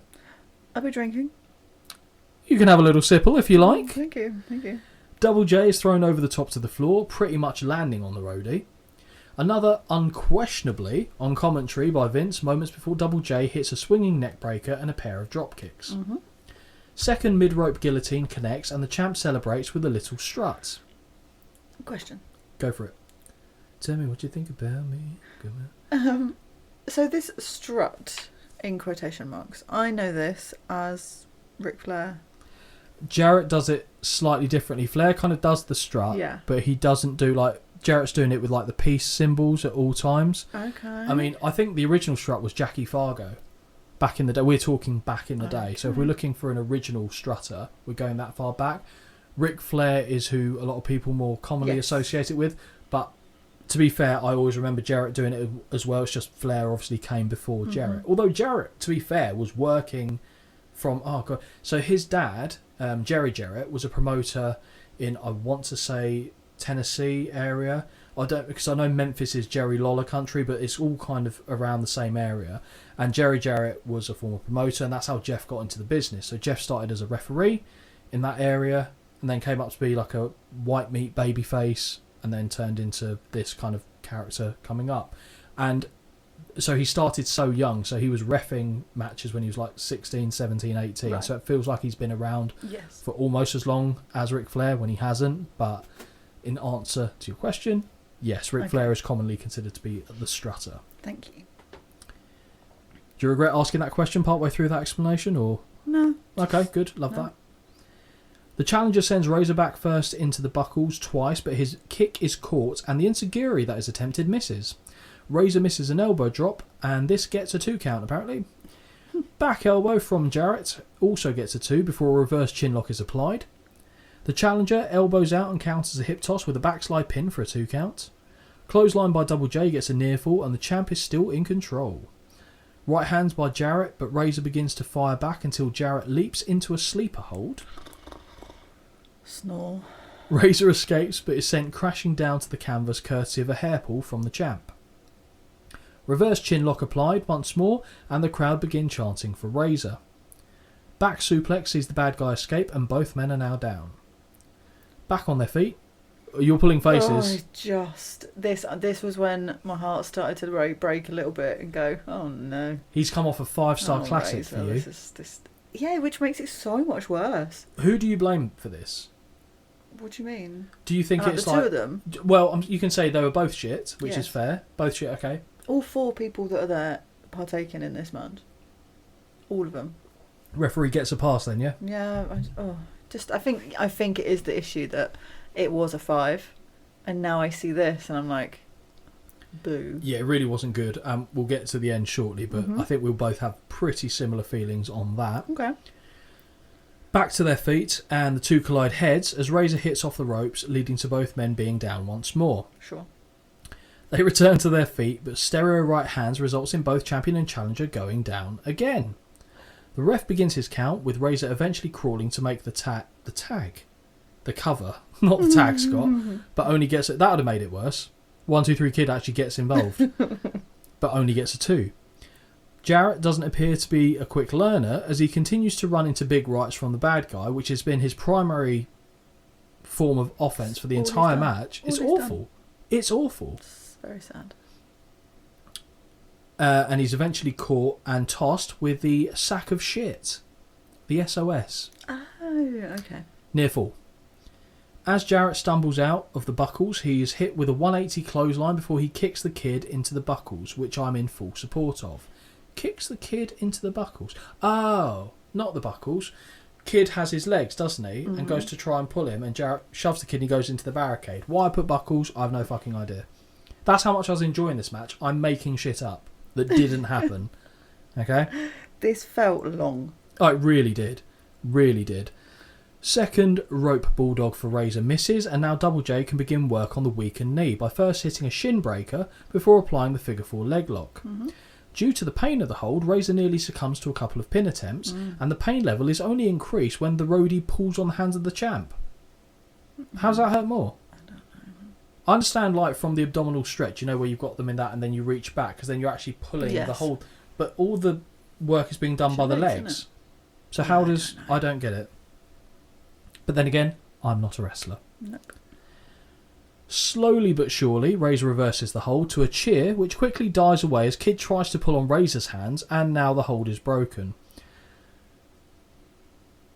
Ooh. Wild right misses from Jarrett, and Razor uses the opportunity to sit him on the top buckle. Super back suplex from the middle rope, and Vince declares that we will see a new champion, but Razor never even attempts to make a cover. Yeah, why? I don't know, he's fucking pinning the prick after every right hand. The bad guy gets back to his feet and signals that this one is over before setting up for the Razor's Edge. With Double J at the peak of elevation, Rhodey jumps in from behind and hits a chop block, dropping the challenger, and referee Tim White signals for the bell. So it was all for fucking nothing, basically. Thank you. We definitely talked about it on the last WrestleMania. I fucking hate a non-finish at WrestleMania. So dumb. It's your biggest show of the year. So dumb. Do this shit on TVs. Even some lesser pay-per-views I'm more forgiving of, which I still don't like. Yeah. But WrestleMania has to have clean finishes. Has to have a finish. Whether it's good or bad, whether you made the right choice or whatever, I don't care. But do a finish properly. Because now I've just spent my time watching this for fucking nothing. Exactly. And I didn't feel engaged with it in the first place. But at least if, like, let's say Razor won, you go, oh, cool, Razor won. Great. Fine. But now I'm like, oh, cool, this was shit. One won. This was shit, you're shit. Yes. Okay? Kid jumps into the ring, speaking of shit. Kid jumps into the ring and nearly takes Jarrett's head off with a leg lariat as his top leg sailed over his head and he only connected with the trailing limb, which can't have been the plan, and I think we see the damage of that in a second. Yes. Same treatment for Rhodey, and Kid continues the beatdown until Double J gets back involved and sends Kid flying high with a flapjack. I should have asked you what that move was called. Yeah, you should. Figure 4 applied as Rhodey unloads with rights. The bell rings as a sea of officials descend on the scene and Razor attacks the champs with right hands. The champs? The champ with right hands. A complete mess and an absolutely shite ending. We see a bloody-nosed Double J, which I can only assume was from the kick he ate off the kid earlier. JR grabs a word with the champ as he walks back up the aisle. Imagine having JR on... I know we haven't really mentioned this yet. Imagine having JR on your books and not having him on commentary. This annoyed me, actually, that all his job was to talk to people straight out of... We know I don't like the interviews straight out of a match either. No, I don't. And it wasn't even an interview, because it was always just shove a microphone in their face, they yell something that's inexplicable. Oh, what do you have to say? And we're done. No, it's awful. Not for me. Awful. Such a waste of his abilities. JR grabs a word with the champ as he walks back up the aisle, and Double J says he will always be the Intercontinental Champion.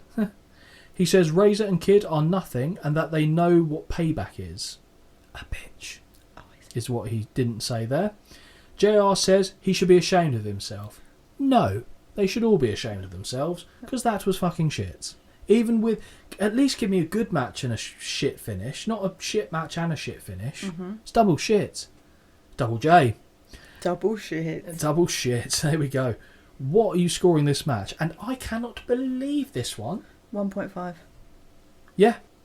Because the last match, I think I gave it... Oh, let me scroll to my notes. 1. Yeah. And this was marginally better, mainly just because Razor was in it. That's literally it. I would agree. 1.5. Yeah. At an absolute push, 1.75. 2.75. Jesus. From Big Dave. Whew, maybe if I'd had like 10 Prosecco's, he was on the silly juice. More, but, yeah. He was on the silly juice. But we go back to right a previous wrong now. Of course we do. Nick Turturro is still backstage. Vince signals that they have now sorted out the audio difficulties, and we go back to Nick Turturro, who has the loudest microphone possible to overcompensate for the earlier cock-up. Yeah. Nick tells us that he was with Pamela Anderson earlier, but now he's hanging out in the green room with wrestlers. Okay. I like that's the thing.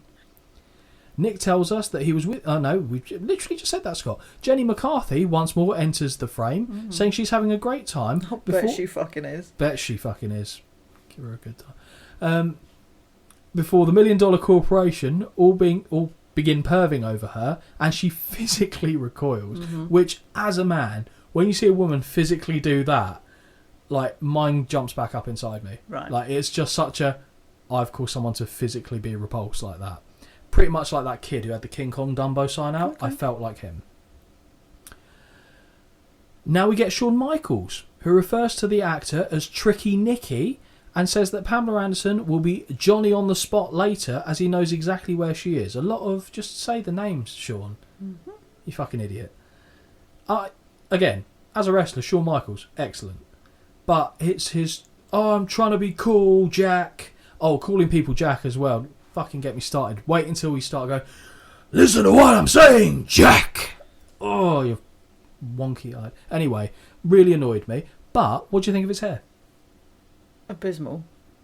Oh, I thought we were nearly in the sweet spot. No. It's so long. Oh. No. Then you might never like Shawn Michaels. I'll be honest, because I would say the peak is next year. It's the short He's growing hair, it but out, it's though. still so long. So I feel like maybe when it's all long, next year we're fine. Next year. I can't be doing 2 different parties. But you only get 2 years of that. What, before he starts to? Before he fucks off because of an injury and then comes he back. Does, because all you do is give and take away. I've never given you. I didn't give. What did I give you? Lord Al. Yeah, I took Lord Al. Jesse? No, Jesse took himself away. Let's make that perfectly clear. True. Al never disappointed us. No, he didn't. Al was perpetually perfect. Okay? Yes, he was. He could do no wrong. I know a show that he does commentary on, by the way. Okay. And it's an old one that took place in the Royal Albert Hall. Oh, nice. And I believe that's on the network, so we can fish that out soon if you need a bit of Lord Al Hayes. I missed that guy. Because we're starting to get now into the era where it feels a bit more modern. Yeah. So I feel like you're going to be a little bit more open to dipping back into the old if you pool. say so. Oh, okay. Well, we'll talk this off air. Honestly, the grief she's giving me. It's because the women in my life. Time of day. Time of the day. This was your idea. I know. I'm a busy girl. I know you're a busy girl. I'm a busy girl. We're all busy girls, all right? Shawn asks what is better than walking him to the ring, and he answers his own question by saying leaving with him as the WWF champion. So it lets you know what match he's in later. Yes, it does. Although we don't really get much giveaway on this show as to what's happening, apart from this match, which they and the main event. Which, I wish you could have seen Holly's face there. That was picture perfect. Sid is now on the scene and begins shouting, and I agree with Jenny. I put my fingers in my ears as well. I was so done with this. Give me another match. Like, get this shite off the telly. He says that fear is what Diesel is feeling right now, because all of your dreams have now become to nightmares. What? Oh, Jesus. But all of your dreams have now become to nightmares. Thanks, Sid. Fucking goon. I really struggle to take him seriously. I'm aware he's a physically imposing and menacing guy. Yeah. And then you hear him talk. Yeah. He is the same man who in a promo on WCW once said, I am twice the man that you are, and I have half the brain that you do. Wow.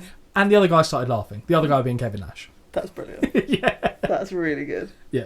It's ridiculous, I isn't like it? that. I know you do. Right. Okay, so yeah, I struggle to take him seriously. The only man in the world with no semblance of control over the volume of his own voice is either whisper or shout. Fucking loud, yeah. Just imagine him like this knuckle dragger ordering a sandwich. Just, I would like chicken breast with lettuce. Easy on the mayo. Like just that going through life like that. I can just see the vibrations of how loud that is. Oh, I'm picking up good vibrations. So sorry. I'm not, sorry. It's not a good impression, but I'm just doing the vocal divergence here for you. I just couldn't imagine being married to that. Like, just shouting and... God, you probably quite like it, actually, to be fair. Why? I don't know, I feel like you like a little bit of... Oh, brilliant. What, someone that's mentally unhinged? No, not where I was going with that, actually.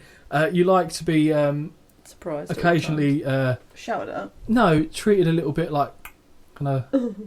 You know what I mean? Oh my God. Wow. Not saying you like to be knocked about, but do you know what I mean? Like, you can't be... If someone's nicey nice to you all the time... No, I don't like nicey all the time. There you go. So occasionally you need someone who's going to punch you in the back of the head whilst they're pulling your hair. That kind of thing. And I feel like Sid probably brings that to the table. Like the donkey punch. Well, no, but like a kind of... Just to be clear, I don't. Yeah, okay, well, I won't do it. It's fine. But I'm saying Sid probably would be the man. Okay, sure. Right, so you get a bit of both. Yeah, it's fine. Big fan of softball is our Sid. Oh. King Kong Bundy. Sorry, Moo Moo with $1 Million Man versus Undertaker with Paul Bearer. It has been 8 blissful WrestleManias since we've seen Humpty Dumpty have a match, and I can guarantee you one thing, Holly. Neither of us are excited. No, I'm not excited. Do you remember his last WrestleMania match? He squashed the little person. Little Beaver. Oh, shit, was that one? Yep. And then the only other one was WrestleMania... Oh, no, he was at WrestleMania 1 as well, wasn't he? He squashed Special Delivery Jones. And then the second one... Gosh, my brain is taking a beating here. Yeah. And the second one, Hulk Hogan main event. Yes. The $1 Million Man possesses the urn, in spite of not having earned it. And we see how IRS repossessed the item at the Royal Rumble. Now look at the fucking state of Todd Pettingzoo, who is sat with Neil Anderson, formerly of the Chicago Bears, who Todd asked to take the 3-point stance, which he bloody goes and does. So weird. Todd asks how he thinks LT will do tonight, and Neil says he'll handle himself well, and then he'll have a match. So I did there. He didn't say that, but I'm putting that in there. Todd, you offer nothing. No. Although later on he's involved in... I cannot wait to get to that Diesel promo. It's so... Okay, right. Don't jump the shark. Stay in the moment, Scott. Yep. We can do this. The lights go out on Todd, and it's the best thing to happen on the show so far. Really like this. Finally, getting a proper entrance. Very nice entrance for the Dead Man, and the first of this kind for Undertaker, who gets thunder and lightning added to the pomp and circumstance. Not Randy Savage's music, but the theatrics are fully out and in full force. Vince actually mentions that Taker is undefeated at WrestleMania. I think that may be the first reference of a streak. Yes, actually. And he wasn't at WrestleMania 10. because he was out with injury. Oh, yeah. He missed the show. God knows what he would have been put against. He also says that Paul Bearer looks ghastly, which is harsh, but fair. Fine. Holly, what do you think of the perk? Ooh. What do you think of the perk? Oh dear. Holly, what do you think of the purple accents on Undertaker? Yeah, fine. Like, because normally so far he's been black and grey. That's all you've had from him. Yeah. Purple? No, fine. Yeah, it works. Bit As you would gothic. say, I'm here for it. Oh, you're stealing my lingo. I am. Your linguage. We now get informed that the ref is American League umpire Larry Young. Now, why the WWF thought that their fan base would give even a single solitary flying fuck is beyond me. No. Don't care. No. Not calling strikes, mate. No one cares. The bell sounds and Bearer signals for Taker to come to the corner, which he does, and he has to narrowly sidestep the on-rushing dumpling from squashing him against the buckles. Mm-hmm. Flurry of throat thrusts and kicks from Undertaker lead to a far too early old school. I knew I put in here. Scott's going to be annoyed because this is a slow one too. This is dumb. As is the stupid selling of Bundy right after. Mm-hmm. He doesn't go down, and the two clotheslines that follow fail to do the job also. The third is delivered with an additional oomph, and Bundy does go down. I did mean to ask you something. Oh, God. When you saw Undertaker match, did you go, oh, okay? No. Oh, wow. What, because Bundy had already come out? Yes. Yeah. But, I'll be honest, I am struggling to find the Undertaker matches interesting. Because I know how they end. Is that it? I really feel like it's having an impact. Or maybe I just haven't seen a good one, I'll be honest. But, well, yeah, I think that's primarily it, if I'm being honest. Maybe when it gets a bit later, I'll go, oh, okay, yeah, that's all right. Because you picked that Jeff Hardy show, Yes. knowing that he won the title, right? Yes.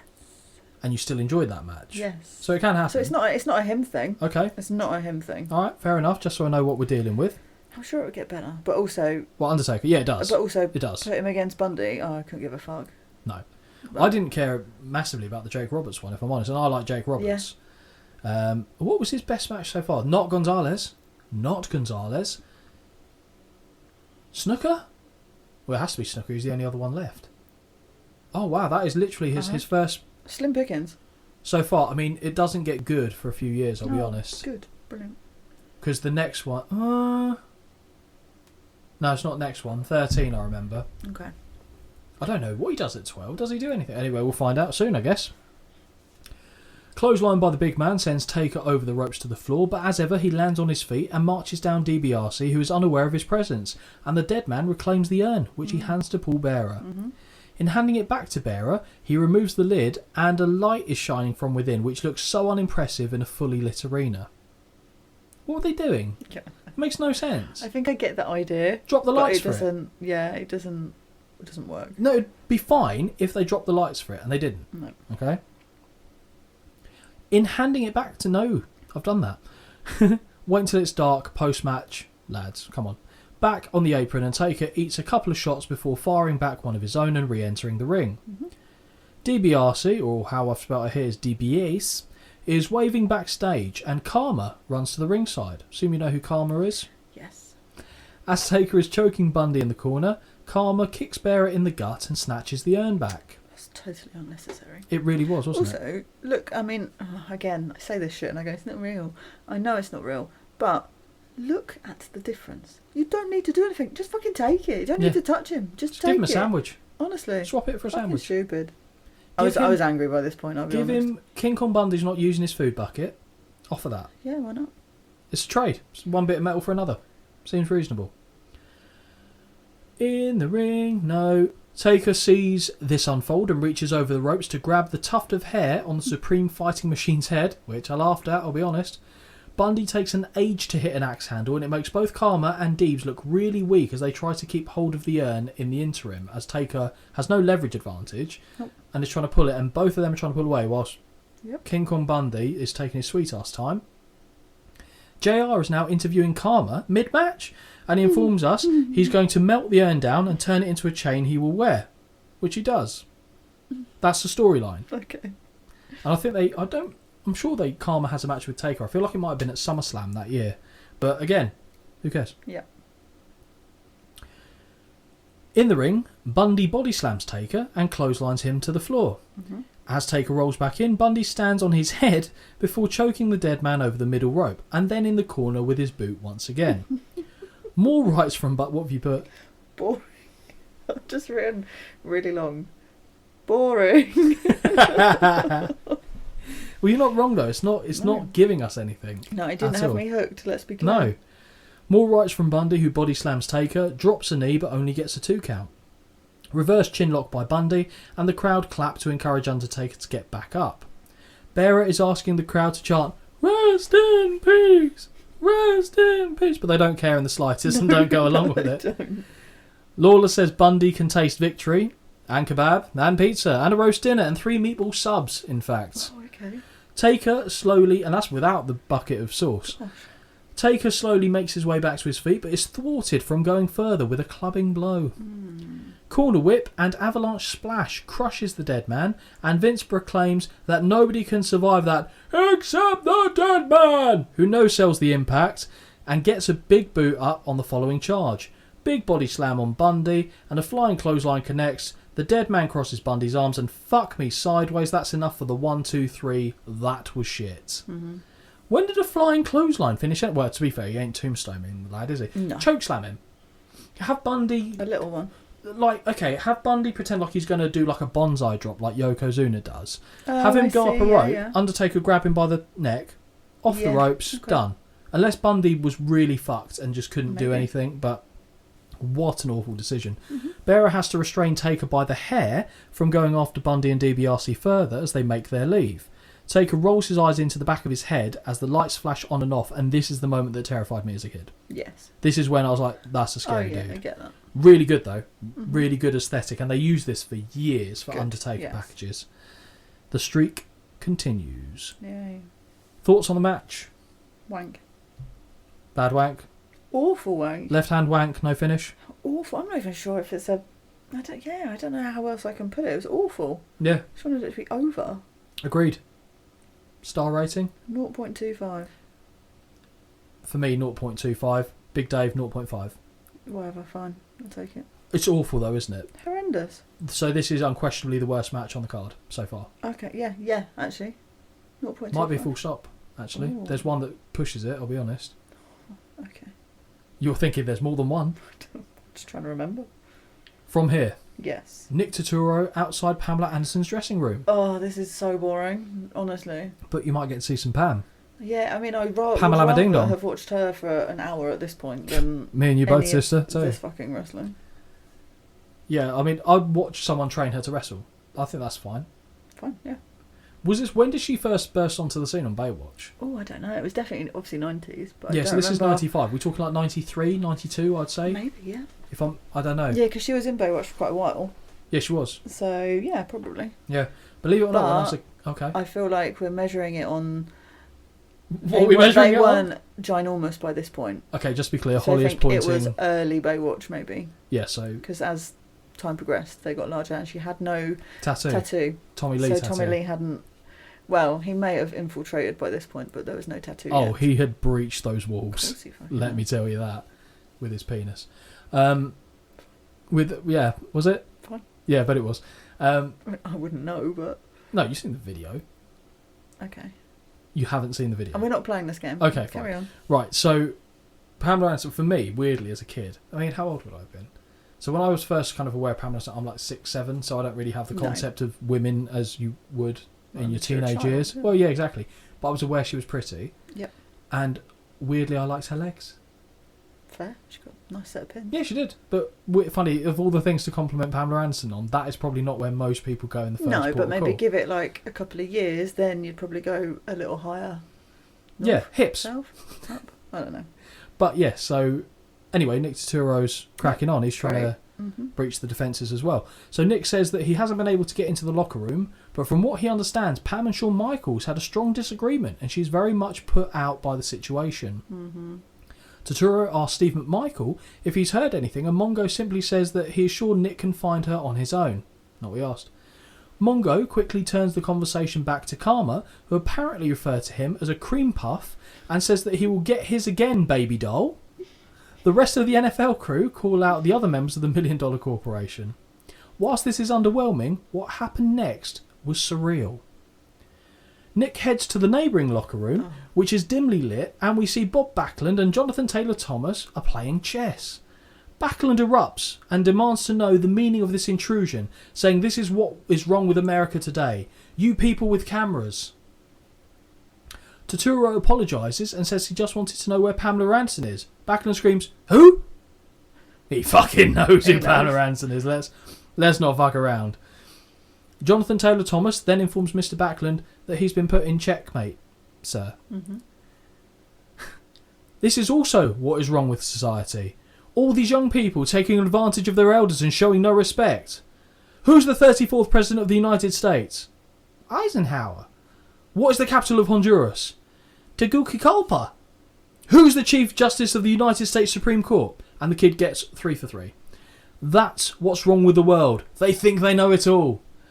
I laughed a lot. Did you? Because it's fucking so shit. It's like the Great Carly Kiss Cam. Oh yes, give me that any fucking day of the week over this tripe. Like Bob Backlund losing his shit. When I was a kid, this man scared me at this point. Okay. Do you remember? So we saw Duck-Ass version of him against Razor Ramon recently. Yes. How different is this? Yeah. And the Duck-Ass version was the version we saw from the 70s through the 80s. And now we've got this. And just bizarre. Firstly, don't lock yourself in a room with a kid. It's just not a good look. Mm. It just isn't a good look. Mm-hmm. The only people doing that in this era was probably Lola. But, probably. Oh, God. Well, he was good at chess. Did you never see his... Let's carry no? on. Okay. No. So, with that being the first point, then turn the lights on. Don't sit in the dark room. It is dark, isn't it? Also... You're playing chess in the dark. Don't be wearing a dressing gown. Yeah, that is so funny, actually. The layers get more ridiculous on this. Okay, yeah, I see. And then the kid adds just a complete contrast. Free tuxedo. Suit, yeah. It's the strangest and most surreal fucking thing I've ever seen at WrestleMania. And I really laughed. I really, really laughed seeing this. Glad. Something had to give me entertainment on this show, and this was the one for me. From there, though, right into another match. Uh-huh. We're warming up. We've just had shit upon shit upon shit. We're like, surely not another bit of shit. They can't serve us up another bit of shit. But we get Owen Hart. Yeah.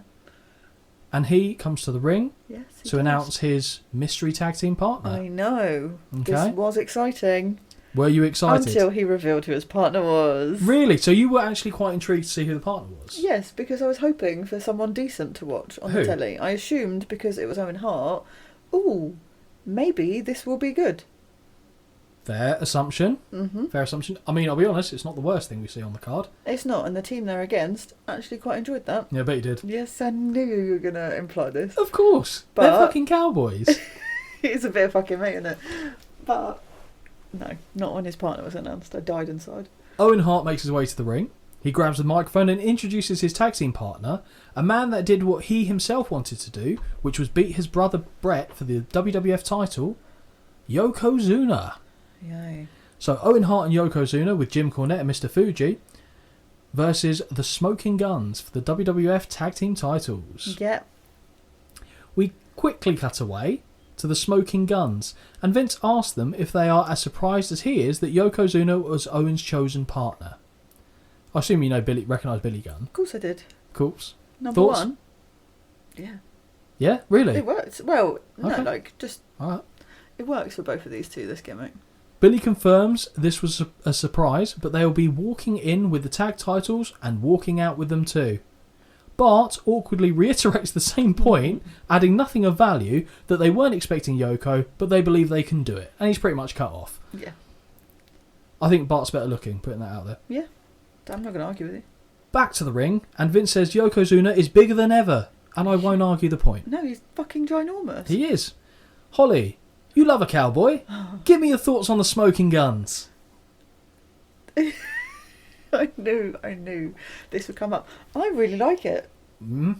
No, not just because of that. I think it's a good gimmick. It works. The outfits are delightful. Would it work now? Maybe. The closest I can think that kind of go with that theme I'd be willing is the to Von let Erich people kids. try. Okay, so I'm going to give you... So who am I putting in this gimmick? Okay. Give me 2 people and I'll tell you if it works or Oh, not. I know who I'm going to give you because I know what your answer's going to be. But I need to think of who would be their tag team partner. Oh, okay. They both need tashes. Actually, there's one that I could throw together, but I'm going to go with my first one. Yeah. Dolph Ziggler and Fandango. Your ears jumped up your head before your smile joined it. I'm just putting that out there. It would work. With the tash. They would be the perfect people to pull this off. And then I thought Breezango, obviously. Perfect. Always cosplaying. Yeah. Yeah? But, yeah, Dolph would work with it. Tyler Breeze, whatever his name is, would also work with it. Fandango, I think that would work. Yeah, absolutely. The modern day smoking guns. The problem is if you had Breezango, whatever they called them, do it together, they would turn that into a brokeback gimmick. I don't see the It wouldn't problem. be like We're legitimate cowboy cowboys. gimmick. It would be we're a cowboy gimmick. What do we get up to at home? No, I liked it. It made it a nice change. Well, it certainly was a change.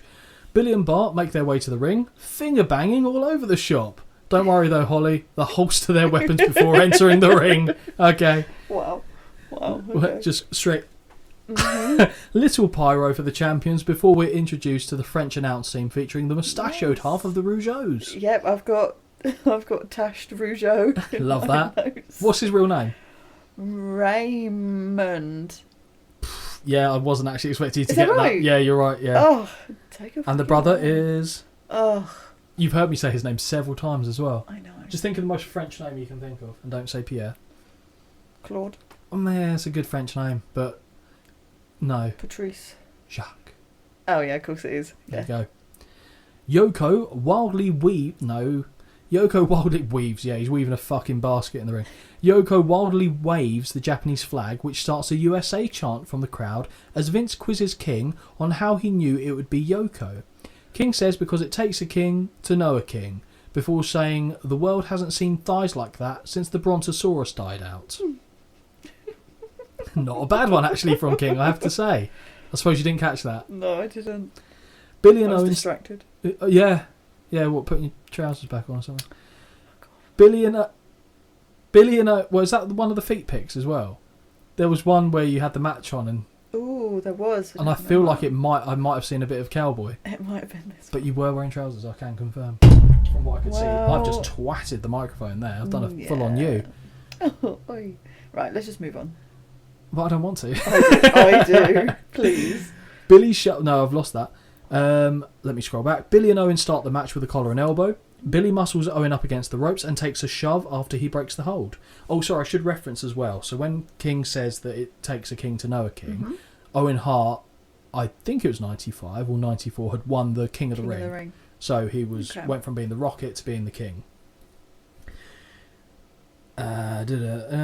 Billy shoves right back, but has the taste slapped out of his mouth by the King of Hearts, which is a good nickname. I like that. Kick and side headlock by Billy, who pauses as Owen looks for a leapfrog and slaps him for a receipt. Yep. I like that. I really like that. Actually. Yep. Tag to Bart, who lands a leaping sausage from the top rope onto the arm of Owen. Arm wringer applied, and you have to love how Owen does his rolling flip to escape before applying a Greco-Roman thumb to the eye. Yes. Really good, isn't it? Yes. Did it against Brett. Lovely. Yeah. Yoko tags in and body slams Bart, but misses with the following elbow drop. Bart looks to ring the arm of Yoko, but Big Boy don't play that, and he strikes free and tags Owen back in. Arm wringer reapplied by Owen, who shoulder tackles Bart down, but it's hit with a hip toss and arm drag. Billy tagged in and the Guns hit a double side Russian leg sweep before double team drop kicking Yoko out of the ring. And for a big man, he takes that quite well, actually. Does. Owen gets a cheeky little slingshot back into the ring from Billy, who tags Bart back into the fray. Very quick tag back to Billy, and the Guns hit a lovely double team neck breaker as the quick tags continue. It's like a reverse 3D, which the Dudleys later did. I just put it's a nice manoeuvre. What a manoeuvre! Yeah, I didn't know. You have to hit it like Vince, though. Strong whip by Bart sends Owen sternum first into the buckles, like his brother, and gets a near fall moments later. Lovely double team leg drop and sidewalk slam combo by the Guns would probably have gotten the 3 had Yoko not occupied the referee's attention. When the count is made, it's now only a 2. Owen slips out the back on a body slam attempt and makes the tag. He hits a drop toe hold on Billy, who then has his head caved in, courtesy of the leg drop from Yokozuna that followed. And every time he drops a leg, the crowd go, "Oh!" Yeah, like an audible wince. Yes. Rightly so, but he was always very safe with it. Mm-hmm. Billy is writhing in pain and eventually rolls to the floor, from where Owen scoops him up and runs him back first into the ring post. Drink. Back in the ring, Billy eats a headbutt from Yoko, but the cowboy starts to fire back with rights until he is swatted down with one big paw. Holly, it's time. The trap hold of doom. Yay. Holly, can you please do the honours? He's asleep. He's asleep. Oh, he's awake.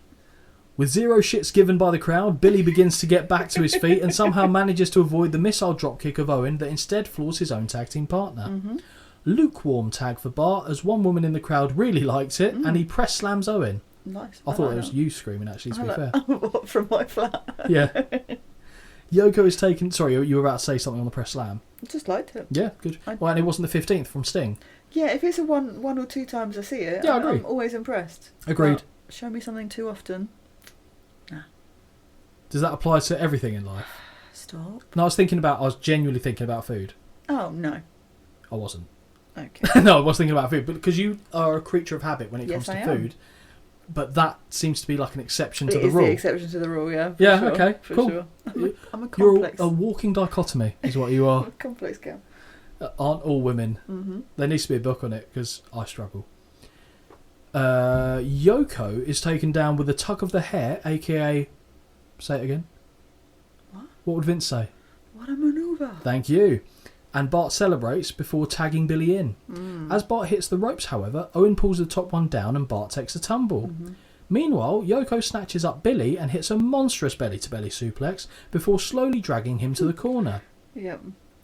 Bonsai drop lands. What? I've just written a gunt drop. Gunt drop, that's the one. Wow. So we've got Moo Moo and Gunt drop. Bonsai drops lands hard, and as a very windy Yoko holds the top rope, Bart kicks, because he doesn't trust himself to take the weight in his legs to not put all the pressure on Billy, so he's physically having to hold on to the ropes. That's a bad sign. That is a bad sign for this man, because let's be fair, fuck all. Not being funny, I'm trying to think what he's done in this match. This is going to be so arrogant of me to say. I think either one of us could do what he's done in this match and not be blowing like that. Okay. And he...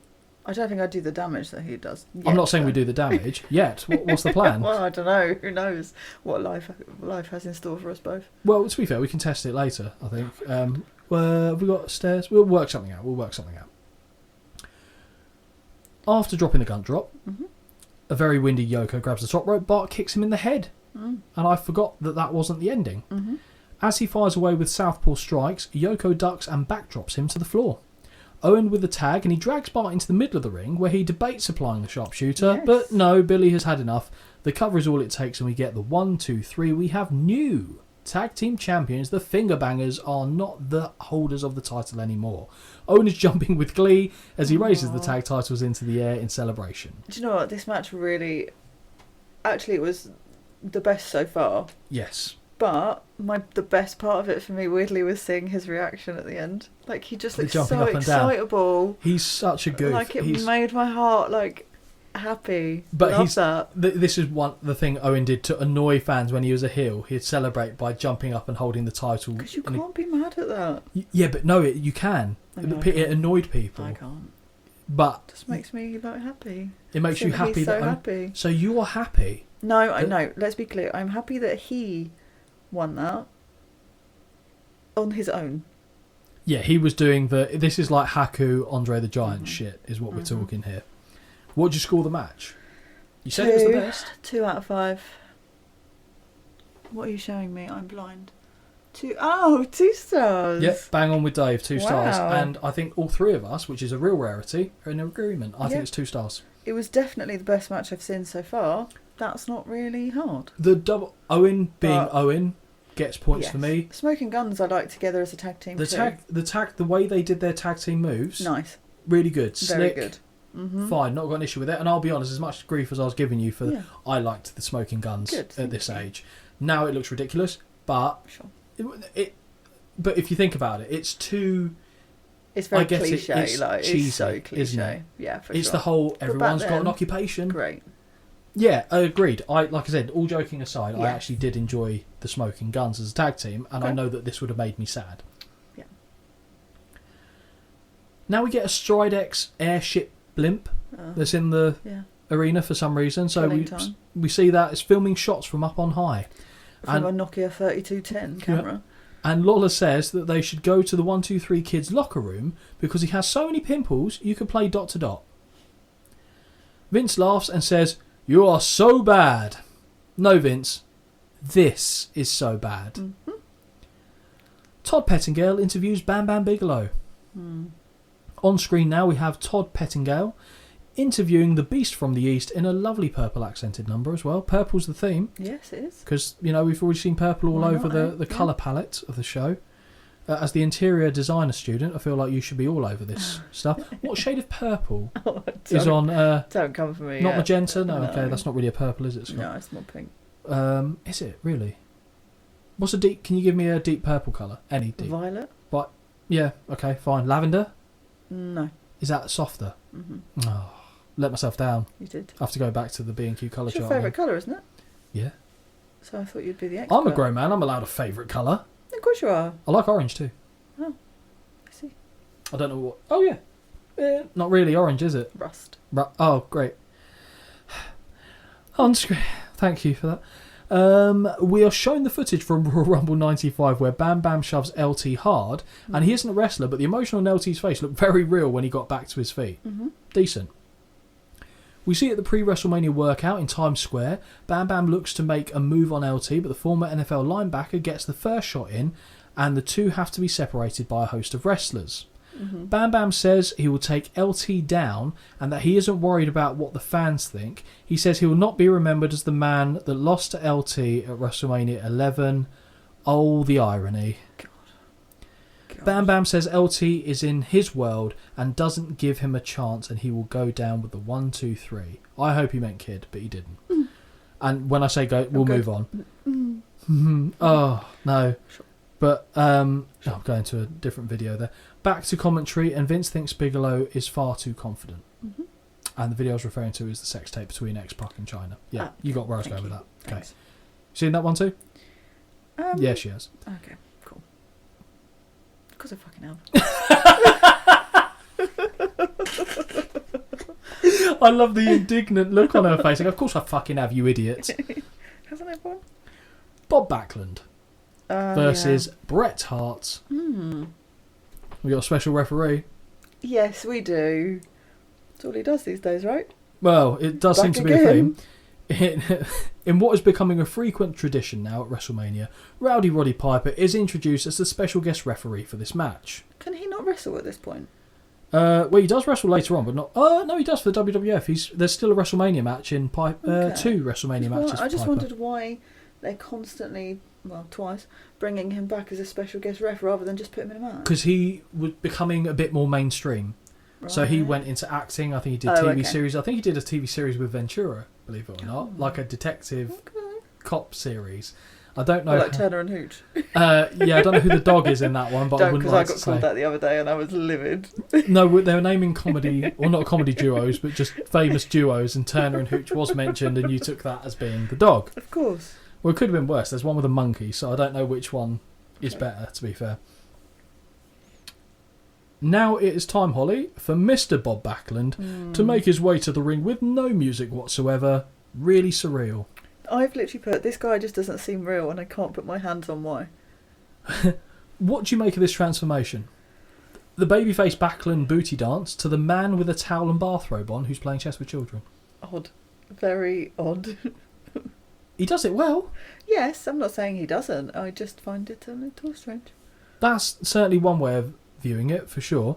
As ever, a superb entrance for the former WWF champion and friend of the show, Bret Hart, who places his sunglasses onto the head of a lucky fan in the front row. Of course he does. I'll be honest with you, Holly, I wanted to be one of those fans. Yeah, of course you would, as a kid. That makes... Well, even now. It was never my turn, sad. I swear to God, if Bret wanted to put sunglasses on me You'd let today, him. You'd just let him. I might cry. Oh. I would love that. I would fucking love that. All joking Bless aside, you. would love that. It's very sweet. That's what we're saying, sad. No messing around in this one, as Brett unloads with a series of right hands in the corner on Mr. Backlund. Irish whip bounces Backlund hard out of the buckles, and he gets dropped twice more in quick succession. Brett looks to apply the sharpshooter, but Backlund fights it and it isn't successful. And sorry, I did mean to actually ask you a question. What were you expecting here? It's Bret Hart. Well, again, this was my theory, was like, oh, it's a Bret Hart match. This is going to be awesome. And then we saw. I think there's only been so far. Oh no, there's definitely been another shit Bret Hart match at WrestleMania. Yeah, there has. But I think with the Bolsheviks. I'm following on from 10. Yep. Here he is, crowning champ. Everyone's so happy for him. Bosh, here we are, mid-card match. I was a little disappointed. Yeah, rightly so. And I can elaborate that, and I feel comfortable telling you a bit more about it because I know you'll forget. Oh, okay. So, stop looking at the bite on my leg. I know it's gross. It's horrendous. Oh, sorry. Sorry. It's horrendous, isn't it? Ridiculous. So, Bret Hart was the champion from WrestleMania. Yes. He made it all the way to Survivor Series. Is that right? Yes, Survivor Series, where he had a match with Mr. Backlund. So, the build up to the match itself was Bob, still being a babyface at the time, saying, you know, as one champion to another champion, he said, I felt like I never lost the title. Because the way he lost the WWF title back in the day was against the Iron Sheik, who eventually lost to Hulk Hogan. And in that match, he was in the camel clutch, which was the Iron Sheik's finishing move, and Arnold Scarland threw in the towel to surrender on behalf of Backlund. Backlund never gave up himself. So I feel like now with Hogan having left the company, we're in 95, so he's already WCW. They're trying to almost erase the fact that Hogan was ever a thing by Backlund basically saying, I feel I was the undefeated champion, I never lost. Man to man, I'd like to challenge you for the belt. Brett accepted, they had a match, Brett won. Kind of a bit out of nowhere with a pinfall that came out of nowhere. Backlund snapped. Went mad, and he's now become this character which you see before you. This led to another match at Survivor Series. In the match at Survivor Series, it was the same rule set, basically. Well, not the same rule set, but it played upon the same thing of how Backlund lost his title. Brett and Backlund both had cornermen. The only way you could win the match was by having the other person's corner throw in the towel. Brett's corner, British Bulldog. Lovely. Backlund's corner, Owen Hart. Okay. What happened during the match? There was a fracas that kicked off. Bulldog was chasing Owen Hart around the outside. Trips, hits his head, knocks himself out cold.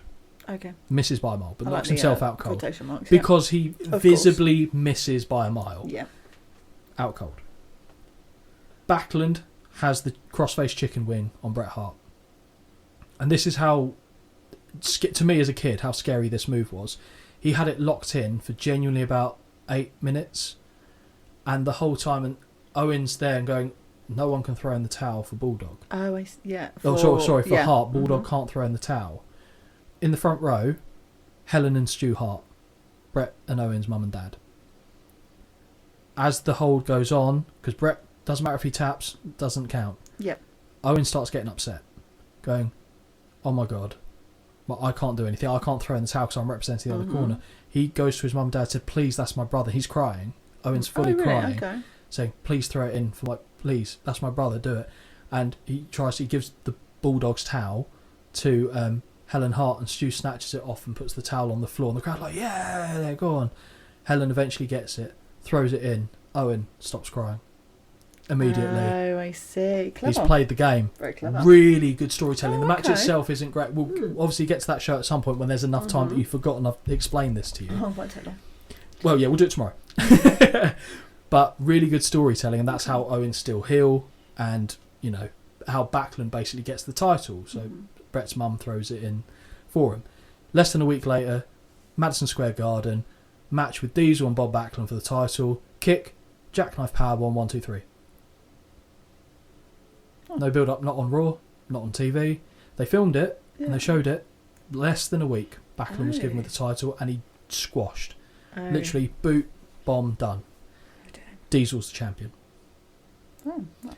So that's how they got from Brett via Backlund to Diesel. Mm-hmm. Thought you'd be interested in that. I am. But the psychology of that match Yeah, is really... clever. Owen, fucking genius. Wow. Fucking genius.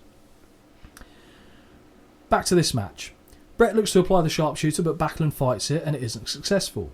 More strikes from Brett follow, including a falling forearm, and Piper, for the first of what would prove to be an irritating amount of times, asks Bob if he wants to quit, or more accurately, what do you say? Do you know what? This joins very close to Whistleman. This I agree. really got on my tits. I love Piper. Yeah. I would have gladly hit him with the microphone. This got on my tits. Backlund swats the microphone away from his face as he falls back to the canvas. I laugh. Mm-hmm. But, in doing so, I'm not taking this match seriously anymore. No. Absolutely And it's supposed to be high stakes, high drama, I quit match. It's an I quit match. I've literally just put, is this a jobber match? Oh. Like, it just... Oh, how painful is that to think? Already I was disappointed. And I know... Well, I was about to say I know Bret Hart. I know Bret Hart has said that he wasn't pleased with... Not necessarily working with Bob Backlund, but it just felt like it didn't make sense. No. For the character to kind of go down this way after being built up like he was at WrestleMania 10, getting the title, to be on this position. I would say this fall feels worse than Luger's, because Luger never got the title, and Bret Hart deserves so much more. It's a longer fall, and as in, like, you know what I mean? Yeah, I really wanted to like this match. I really, really wanted to like this match. And even if you're trying to enjoy the match itself, Piper does everything in his fucking power to make it a mockery. Yes. I don't think he's necessarily doing... Well, I'd like to think he's not doing it intentionally, but that's how it's landing. Yeah. It's a farce. Brett bounces Backlund's face off the top turnbuckle, and somehow this winds up with Bob straddling the top rope. As he flops his way down, Brett uses the middle rope to yank on the back of his head and choke him. On the outside, and I have no idea why, but Piper starts to count. What? It's Why? relevant, isn't it? Yeah, exactly. On commentary, Lola asks Vince who Brett beat at WrestleMania 8 for the Intercontinental title. Vince eventually says, Bulldog. I mean, Christ, Vince, if you don't know, what hope is there? Back in the ring, and Piper shoves the mic back in the face of Bob as he kneel walks across the ring saying nothing. The sharpshooter is avoided for a second time, but the figure 4 leg lock is applied, and Piper is in Mr. Backlund's personal space to the point of irritation. Yes. Backlund eventually reverses the hold, and Piper now has Brett... Piper now asks Brett, but it is soon broken. This is the best time, apparently, to introduce us to the German broadcast team, and this match really feels like a joke now. Yep. Brett works over the hamstrings before transitioning to the legs. Piper continues to do his thing. So, because I couldn't keep putting, what do you say? Oh, nice. Dire. So for me, if I put Piper continues to do his thing, or Yeah. Piper does his thing, that is what I mean he does. It's at this point that it suggested Brett said something derogatory about a Japanese individual, which was lost on me, to be honest, and I didn't look it up. No. I think it was they were saying about Brett, but I tried, well, I say didn't look it up. I tried and then very quickly couldn't be bothered because I wasn't finding anything. Brett drives the knee into the hamstring of Backlund before reapplying the leg grapevine. Piper does more Piper things and even asks Brett, who's applying the hold, if he'd like to quit, and the crowd laughs. Lola calls Piper an imbecile and Vince chuckles. Okay. He's made it a joke. Yeah. I'm not opposed to comedy moments at all, but this is not the right match to do it in. No. This is supposed to be a really heated feud, and moments like that make it look like a complete farce, which I think we're both in agreement this quickly became. Backlund fights his way out and starts working over the arm of the Hitman. Piper does more Piper things, and you can see Brett is getting really pissed off with Hot Rod at this stage, and I would be too. Backlund looks to apply the crossface chicken wing, but Brett counters, and backstage Yokozuna grabs a plate. Fujiwara armbar by Backlund, and Brett screams no when asked. Backlund teases going for the crossface chicken wing, but instead returns to the Fujiwara armbar. Brett still refuses to quit with a hell no! Straight arm lock now by Mr. Backlund, and Brett eventually manages to body slam himself free. Backlund charge, I imagine that going back to the well so many times had killed you as well. Yes. Backlund charges but gets booted in the gut. Backbreaker from the Hitman, who follows up with a second rope forearm. Hart looks to lock the sharpshooter in, but for a third time it's denied as Piper separates the two in the hold. What? But, Yeah, I don't know. Yeah. After a corner whip, the hitman misses on a shoulder charge and collides hard with the ring post. Drink. Thank God, drink, because honestly... How many drinks were you through at this point? It depends what day this was. What day was this? Yeah, this wasn't Sunday, so I had treated myself to a little beverage by Good this girl. point. Love to hear it, as we are now. I had no choice. It was forced upon you. It was. It really was. This was shit. A deranged-looking Backlund finally manages to lock on the crossface chicken wing, but Brett resiliently refuses to be taken down despite Bob trying to hook the leg with his own, which I thought was quite good. So Bob's going, right, I need to get you down to the floor. Yeah. I'm putting my leg round you. A bit like how Mark tackled at football the other day. Yes. And, you did see that. I did. And Brett's just not going down. Brett slips out the hold and applies a chicken wing of his own, managing to eventually pull Backlund to the canvas. Yes. Piper, who's done everything in his power to make me hate him, shoves the mic in the face of Mr. Backlund, who just screams, and apparently that means he quits. Yeah. He just goes, ah! Okay, good, because as much as I wanted this to be finished, I've written there, I don't recall hearing anyone say, I quit. I also don't remember hearing in either match him going, oh, whoa, whoa, whoa, whoa, whoa, from Marcel or Luger going, no! No, in we're his. missing some vital pieces of voice work here. See, it giveth and it taketh away, Holly, in Told you. equal measure. Told you. I really wanted to enjoy this one, but I really didn't. I really, really didn't. Nope. What did you score it? What did you think? 0.5. Why silence? Are you agreeing with me? I'm trying to think, because I didn't actually write this one down. So Dave's was 1.25. I'm not going above 1. 0.75. Yeah. Oh, no, 0.5. I'm sorry, Piper. Yeah, that was Trez annoying. Do you know what I'd rather? Get annoyed about the constant microphone in your mouth thing.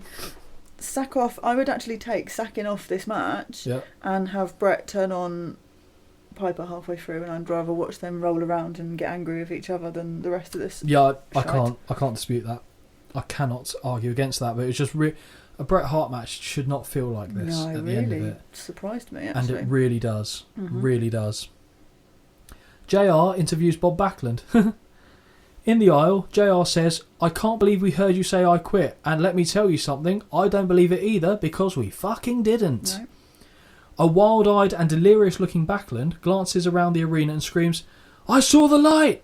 Did you see the light? No. He then waddles his way backstage. Boo. Speaking of backstage, Nick Turturro. Oh, God. Yeah. Backstage, Nick confirms that he has covered every angle and Pamela Anderson has left the building, so there has been a reassignment of celebrities for later in the evening. So, I should give you a bit of background onto why Pamela Anderson was there, or shall I save it for them? We're basically there. I'll do it now. Why was Pamela Anderson involved in this angle at all? Sure. Royal Rumble, 95. Again, a show that I'm very familiar with. Pamela Anderson was also there.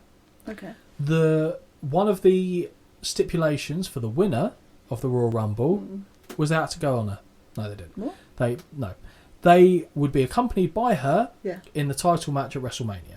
Oh, okay. So that gives away who won the Royal Rumble that year. Sure. Well, it doesn't, because she didn't come out with him. But so that's not good. But she was scheduled to come out with Shawn Michaels. Mm-hmm. That's it, really. Oh. And that's the whole thing. I don't know why they did this weird switcheroo thing and got Jenny McCarthy involved. I don't know. I don't care. But I'm okay with it. Okay. Todd Pettengill Mm-hmm. interviews Diesel. Mm. Okay. I might shout this. Oh, God. Todd says that Shawn plans on leaving as the WWF champion, and Diesel says that he has the very same plan. Mm-hmm. Having used to be the bodyguard for Shawn Michaels himself, Diesel knows what Sid is all about and the threat he possesses. Okay. Agree with that? Because you've seen it, 10. I He was have, there yeah. you go. Diesel then flubs his line with to hold on to this belt!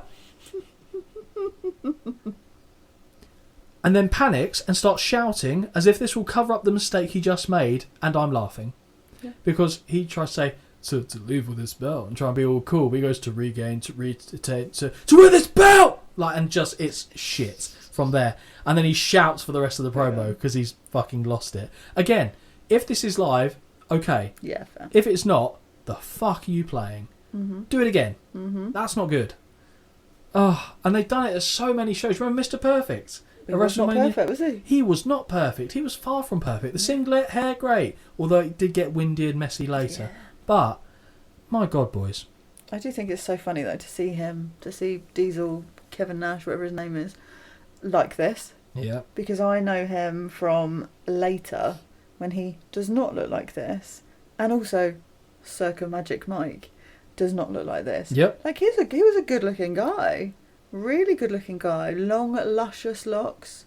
But is his look effectively what do you think Test was based on him later in life? Because I see so many similarities. Similarities. No, what's the word? Similarities. Similarities. Me, that's hard. I know they're both just big guys, but like the gear was a bit similar. The big boots, obviously, what he's got. I think he probably took some inspiration from him being a big guy. Diesel was never a top wrestler. Never a top wrestler. And he will admit, in terms of, he was booked well and was in good positions, but in terms of the mechanics of wrestling, he was never a top wrestler. Okay. Test was a better wrestler than Diesel is. Diesel was a better looking guy than Test is. Just in his peak, okay. You might disagree with it, but I think I'll be in the majority on that. Yeah. Well, exactly. My next question to you, speaking on that theme, okay. Holly, how do we feel about Diesel referring to himself as Big Daddy? We know I have a problem with this. Hey, Big Daddy, cool. Hey, what are you gonna do? Hey, I don't know. It's different because I guess that's what his character's name is. Hey, yeah, I Big Daddy. Oh. really struggle with people calling themselves daddy. It's so weird. Call me Daddy. No, it's weird. Fink introduces Jonathan Taylor Thomas as special timekeeper for the upcoming match. And this is so odd seeing a child in a tux. High-fiving fans. Okay. Do you ever watch Home Improvement? I have seen it. Yeah, I liked it. Yeah. Big fan as a kid. So, Tim Allen? Yeah. But, oh no, I'm thinking of a different show then. What were you thinking of? No. You about to say 8 Simple Rules? No, but I do love that one too. Nick Turturro is now introduced to the fans as the guest ring announcer. Nick shadowboxes, and I now hate him. Oh yeah, you hate that. Don't fucking shadowbox. If you're a boxer, fine. Mixed martial artist, fine. Comedian, no. The match. I just love that you get so angry about it. Shawn Michaels with Jenny McCarthy and Sid. That's a menage a trois Monday. Yeah, I'd watch it. Versus Diesel with Pamela Anderson. That's all he needs. Yeah. The WWF title. Why not? Holly, is this the first good-looking version of Shawn Michaels, or are we still too close to the mullet era for your liking? I thought this might be the first one you got on board with. it's a little bit too... I guarantee you the next one will be the one. Gosh, okay. That's a bold claim. His hair's still long. Yeah, but less mulleted. Less mulleted. Okay, we'll see. As Diesel gets to the top of the aisle, he beckons back to the entryway, and shockingly, Pamela Anderson has aligned herself with Big Daddy Cool. Who cares? But still.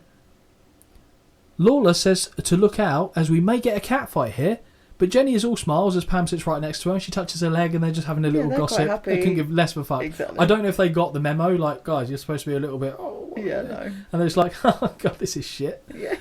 How big was your paycheck? As big as my fake tits. That's how big it was. Lawler asks if he can change his seats, and that's probably a legitimate request, and Vince tells him to stay right there. Whilst the champ's music is still playing, he takes a swing at Sid on the apron before backdropping Michaels over to the outside. Diesel signals to Pam to enter the ring, and the lights drop low before the pyro guns go off, and Pam and Diesel raise their arms. Nice. I've got a comment on this in a second. Okay. It's more at the end, though. Whilst I appreciate Diesel is looking to be considerate by opening the ropes, he should have lifted the middle rope and stood down on the bottom, as Pam is wearing a pencil dress. Is that what they're called? Yeah, like a maxi dress. Maxi dress? Yeah, but it was toyed. Toyed like a toy girl. Toyed. It was sprayed on, bless her, and she couldn't lift her legs. It was like a... Yeah, it was... It was just very awkward. Think that, yeah. But he's trying to be nice, so I'll allow it, but... Chivalry is not dead. No, but actually no one in this match is either, so that's a nice change. And then, she just really struggled to get in and get out via the same method. And he makes the same mistake later, don't worry about that. He does. A painfully slow bell sounds, which I assume is either Nick or Jonathan Taylor Thomas, or the rest of them. And we're underway. Were you expecting good things? I had a bit of a hope. It was more like a please Give me because we've gone something. We've started down here. We've And stayed we've gone down down. here. We went up. And a little bit up, and then we've plummeted back down again.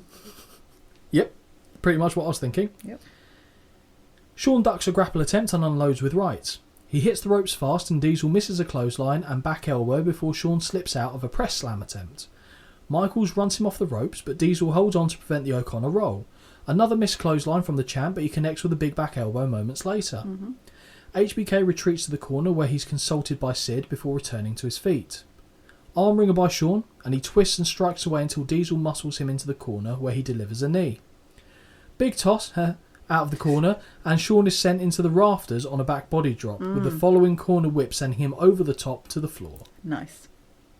Strong start. I had a glimmer here. King says anyone who goes that high should be accompanied by an air stewardess. Pissy Shawn lands on a cameraman at ringside, who he then proceeds to drag away by the jumper in a classic HBK bitch fit. Sid consults Shawn once more as the ref continues the count. Sid looks to distract Diesel, but he is wily and turns to level Michaels with a big elbow as he looks to blindside him. King claims he went on a date with Pam, but she's at least 15 years too old for him at this point, I think. Shawn grabs the rope off a whip and spits... he spits at the champ, who charges but misses and hits the buckles. How do you feel with spittage? No, thank you. Well, no, thank you. No, thank you. You might have to take over on this one, Holly, I'll be honest with you. Shawn... hang on, where are we? King, dirty old man. Shawn grabs the rope with a whip. Sesame Street punches. Hey! From Shawn, who is shoved off. He charges back again, I'll take my hand out of my pocket, and recommences Sesame Street punches part 2, but is again thrown off. Sorry. On the third charge, Diesel is prepared and drops him with a back... Stop doing that. With a back elbow. Mm-hmm. Military press slam attempt by Diesel, but his arm gives out, which is aided by Shawn raking the eyes. I fucking hate that. I was waiting for a boo.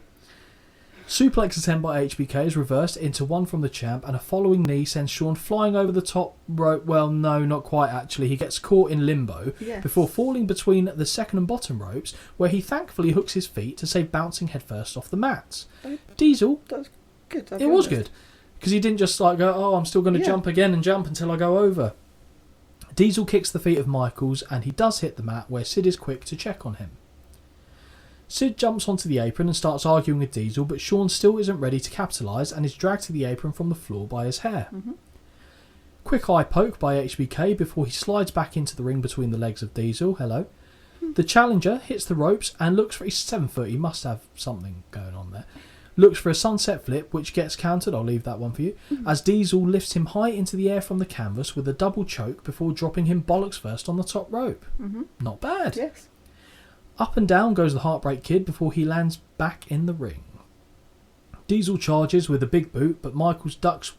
Michaels ducks, and this results in the champ straddling the top rope himself before Shawn clotheslines him to the floor and skins the cat back inside. I do love that. I know. Up top goes Michaels, who takes flight with a crossbody to the outside. Mm-hmm. A few cheeky right hands for good measure, and a baseball slide dropkick puts Diesel back to the floor. What have you got? What have you got? Oh, my notes. I really should proofread these. No. It's very important you don't proofread them, in fact. Michaels beats off Nash. I meant to say clearly on, but beats him off, apparently. I missed that part of the match, I'll be honest. Yes, I did. Kill me now. No, maybe later. Jesus Christ. Second baseball slide misses and Diesel rams Shawn's face into the apron. A mischarge, however, sees Diesel go shoulder first or ribs first into the ring post. Let me take a drink. Even if you do it to yourself? It counts. Okay, fine. Whatever you need to drink. As the ref begins the count, we hear a Sid, Sid, Sid chant. Shawn goes to retrieve the champ as the belt would not change hands on a count out. From the apron, Shawn hits a splash on a prone champion who appears to be worse for wear. More Sid chants at this point. Mm-hmm. Diesel is nursing his ribs and Sid looks to sneak up on him, but Hebner warns him that he'll be gone if he tries anything. Back in the ring, and Shawn is now working over the ribs with punches and kicks. Slowly, Michaels kicks Diesel down to the canvas, courtesy of a boot to the face of a kneeling champion. Leaping stomp to the face, and HBK is now on the middle rope where he connects with a bulldog, but only gets a count of 2. Oh, I'm so glad I guessed that right. What? there was a bulldog. I think McMahon does actually say it as well. He does. But I was like, is that what it is? Yeah. Thank God. We don't get any electric chairs in this one, though. Thank God. And I still wouldn't fucking remember. What was it's the called. move that Oh, 1, no. 2, 3 Kid got hit with earlier, where Jarrett threw him up in the air and he fell down flat? Flapjack? There it is. Only because it's based off food. You said it like you've never said that word before in your life. Oh, I love a flapjack. Flapjack. But Oh, I love it. I just wanted to make sure that was the right No, you're word. right. Yeah, you're right. Hand out the pocket. A number of right hands eventually put Diesel down on the canvas again. Mm-hmm. In the corner, Diesel reverses a whip, but Shawn leaps to the second rope and connects with a back elbow for a count of 2. Let's Go Shawn chants, who is pummeling the champion down to the canvas. With Diesel lying on his front, Shawn takes to the top rope and sails with an elbow drop to the ribs. Mm. Near fall for the challenger. Quite like that elbow drop. Thought it was good. Yeah. Not as good as Savage. No. With Show me one that is Kairi Sane. fair. I shall very easily allow that. But Yes. I can't give you anyone else. No. Shawn's one's pretty good here, though, I will say that. With the front face lock applied, Diesel powers Shawn over into a back body drop. Front face lock is the piggyback sleeper hold, yes? No. Oh, we're not there It's yet. where he's got him in, like, so Diesel's arm is under, his okay. head, sorry, is Yeah, under yeah. there, and then he's picking me up and throwing me up in a back body drop, Thank so you that's a very front much. face lock. Thank you. Diesel powers Shawn into a back body drop and make that twice. Running forearm in the corner by Shawn, who then looks to go up and over in the opposite corner but gets caught. Michael slips out the back door and runs Diesel ribs first into the buckles. Now, Holly, we now get a WrestleMania sleeper hold as the champion begins to wilt to the canvas. Here's where it is. I Holly, got too eager. you did. Holly, Mm-hmm. can you do us the honours, please? He's asleep. He is asleep. Oh, I've actually put another extra comment in here. Oh, they look like they're actually just having a nice little cuddle. It does actually look quite nice. Getting involved? Big spoon, little spoon. He's awake. He is awake. Diesel fights back to his feet with Shawn across his back and runs him into the buckles. Big back elbows from Diesel, who follows up with a pair of running clotheslines in the corner. Snake eyes goes Shawn, who then gets guillotined over the middle rope. Mm-hmm. Corner whip sees Michaels do his overhead flip moments before he's sent over the top to the floor. The champ follows and uncorks several right hands before the action returns to the ring. Shawn is begging off before Diesel grabs him by the trunks, both front and back, to make the girls scream. Second time this has happened for him. Oh, it At must least be he a doesn't- coincidence. At least he doesn't leave his arse out this The time. smoothest ass. Honestly. Smoothest ass man I think I've ever seen. I've seen a lot of smooth ass men. Have you? Apparently so. A big right hand sends him to the floor once more, and the two men begin trading right hands. Clumsy ass Hebner jumps to the floor to stop Sid from interfering and turns his ankle. Honestly, Earl Hebner would be better suited to slapstick comedy. Sweet chin music. Like just jump to the floor and diddle-diddle-diddle. Sid now pulls a knife. Legitimately pulls a knife and cuts away at the buckles to expose. Yes, okay. Like take the padding off. Right there, baby! As Shawn goes to lead Diesel to the exposed steel. That's what Sid tells him. Of course. The champ connects with a back suplex. Both men are down and the ref begins the count. Hebner, with the drunk flamingo impression going on right now. Shawn covers Diesel, who hit the... I'm a man who's fucked my ankles twice. I have never reacted like this dildo. Not once. A drunk flamingo. That's what you look like. He was Thank like you. hovering and Gifting me falling. that. You're welcome. You can have that. Take that one to the bank. Shawn covers Diesel, who hit the move, but still gets a 2. Mm-hmm. Middle rope goes HBK as he looks to hit another bulldog, but Diesel catches him and hits a sidewalk slam, which was actually very nice. Yes, it was. Because he very easily could have lost him based on how the angle he came at him from. Both men are down once more and the count starts again. Double leg takedown by Diesel, who catapults Michaels face first into the middle buckle as he could not reach the top. I assume he was meant to smash the top because it doesn't get used again. Would assume so, but he's nowhere near. But he did the right thing to Of course. go, well, I'm going to work with what I've been dealt with here. Right hands from the champion and a big boot. Are we about to see a leg drop? Diesel is revving the engines, although I call it hulking up. Oh. And this was a big issue. So Diesel was supposed to be like the cool guy who was big, bad, this, that and the other. And as soon as he's given the title, Vince's like, I want Hogan. Jeez. Give me Yeah. Hogan characteristics. Yeah. shaking his arms like that. Diesel never did anything like that. It just didn't work for the character. No one cared. No one cared. It really hurt him. Not saying it would have been great without, but it really did hurt him. Shittest jackknife powerbomb as Michaels over-rotates, landing on his arse, but that is enough for the 1, 2, 3, and Diesel retains the WWF title. Yeah. What are your thoughts on this match, Holly, before I get into the next bit? Right, first I'm going to touch on the gear here. Go for it. I sorry. really liked the contrast in the gear. Obviously, you've got HBK in the white with the red. Yep.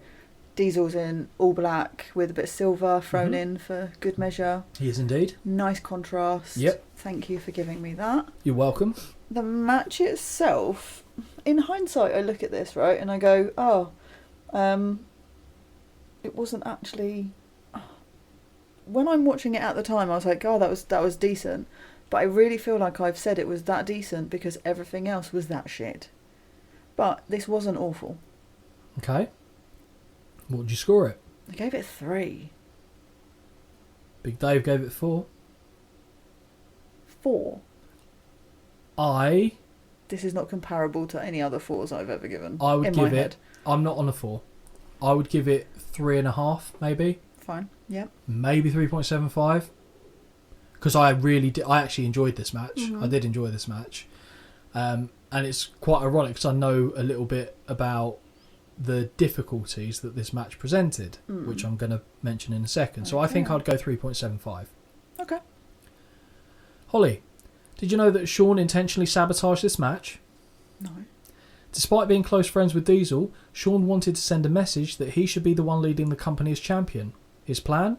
To start with a very quick pace to ensure Diesel blew his load early on and highlight the fact that he himself could keep going.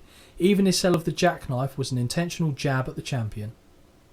Oh, what a dick. Yeah, real proper dick. You see him have the bitch fit in the match as well.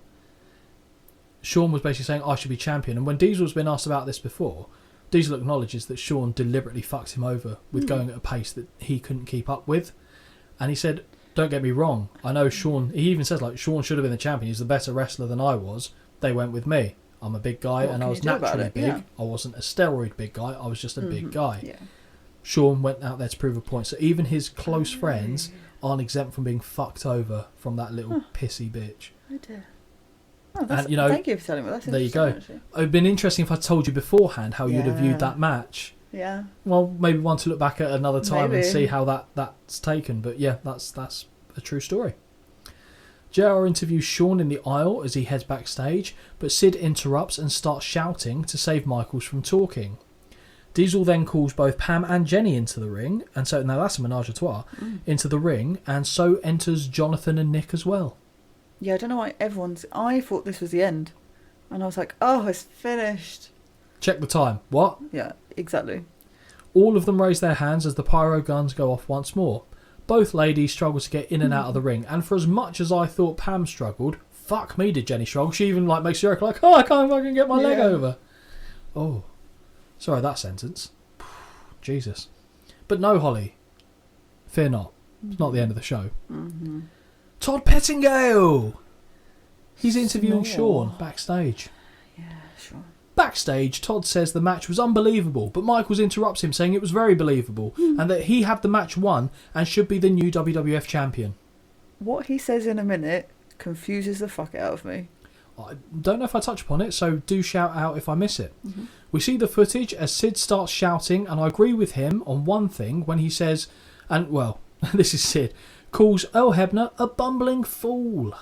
Yeah. Sid says that Shawn is not done with Diesel. HBK finishes off by saying he proved tonight he was the best, and if he has to do it again, he will do. And if Diesel's half the man he claims to be, he'll accept that challenge. Well, of course, you didn't win. Mm-hmm. Yeah. So, yeah, I mean, unless you don't want the title, I'll prove it again if I have to. We don't have to. You don't want to be the champion. No one gives a fuck. Exactly. Was that the stupid thing? Yeah, it's like he proved he was the best.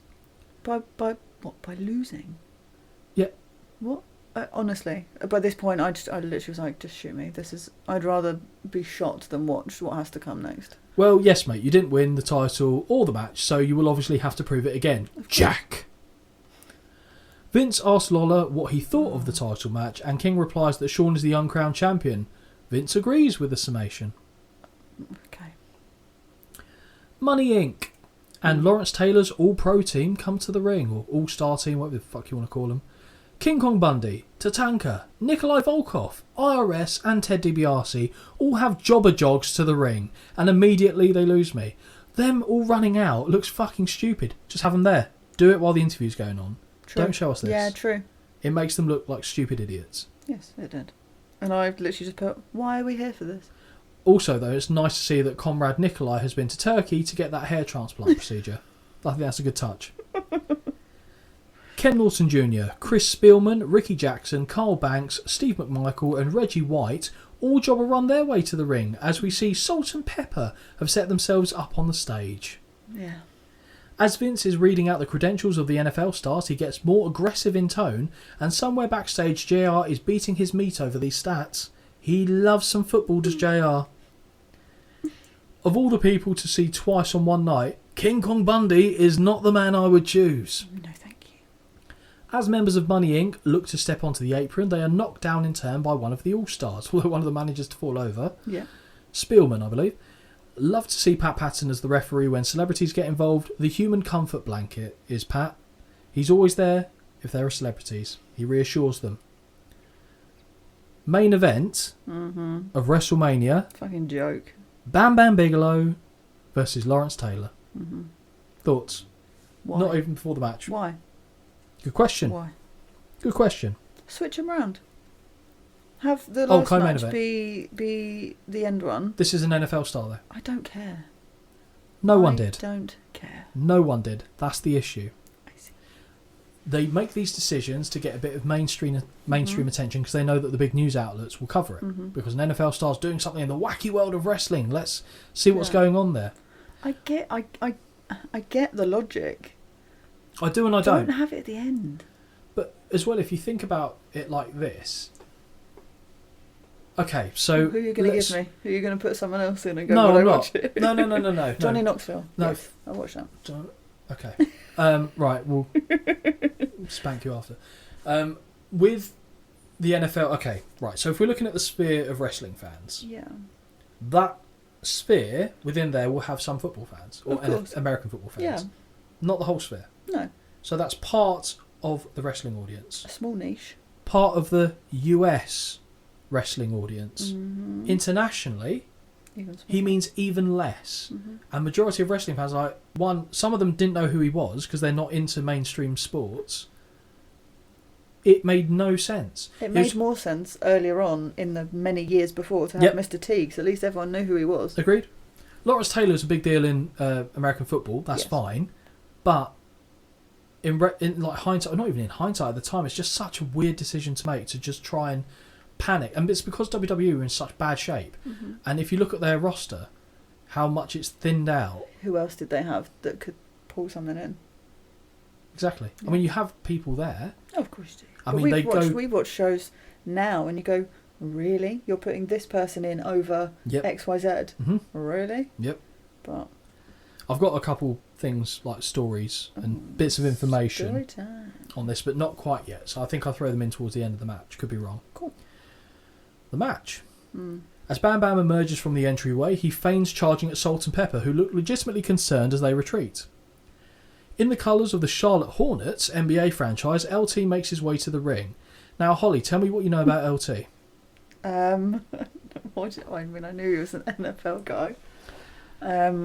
I may have Googled him to find out if there was anything, and I quickly Googled and I quickly put my phone back down and I left it there. Because you knew I'd have it covered? Yes. As soon as I saw some of the stories, I was like, I don't need to do this.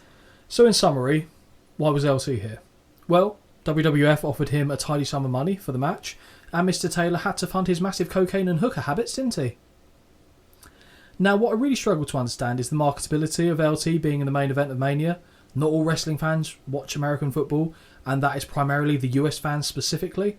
Internationally, LT meant absolutely fuck all, so it really feels like a waste outside of some additional mainstream coverage, but I doubt that would have drawn many more buys to the product.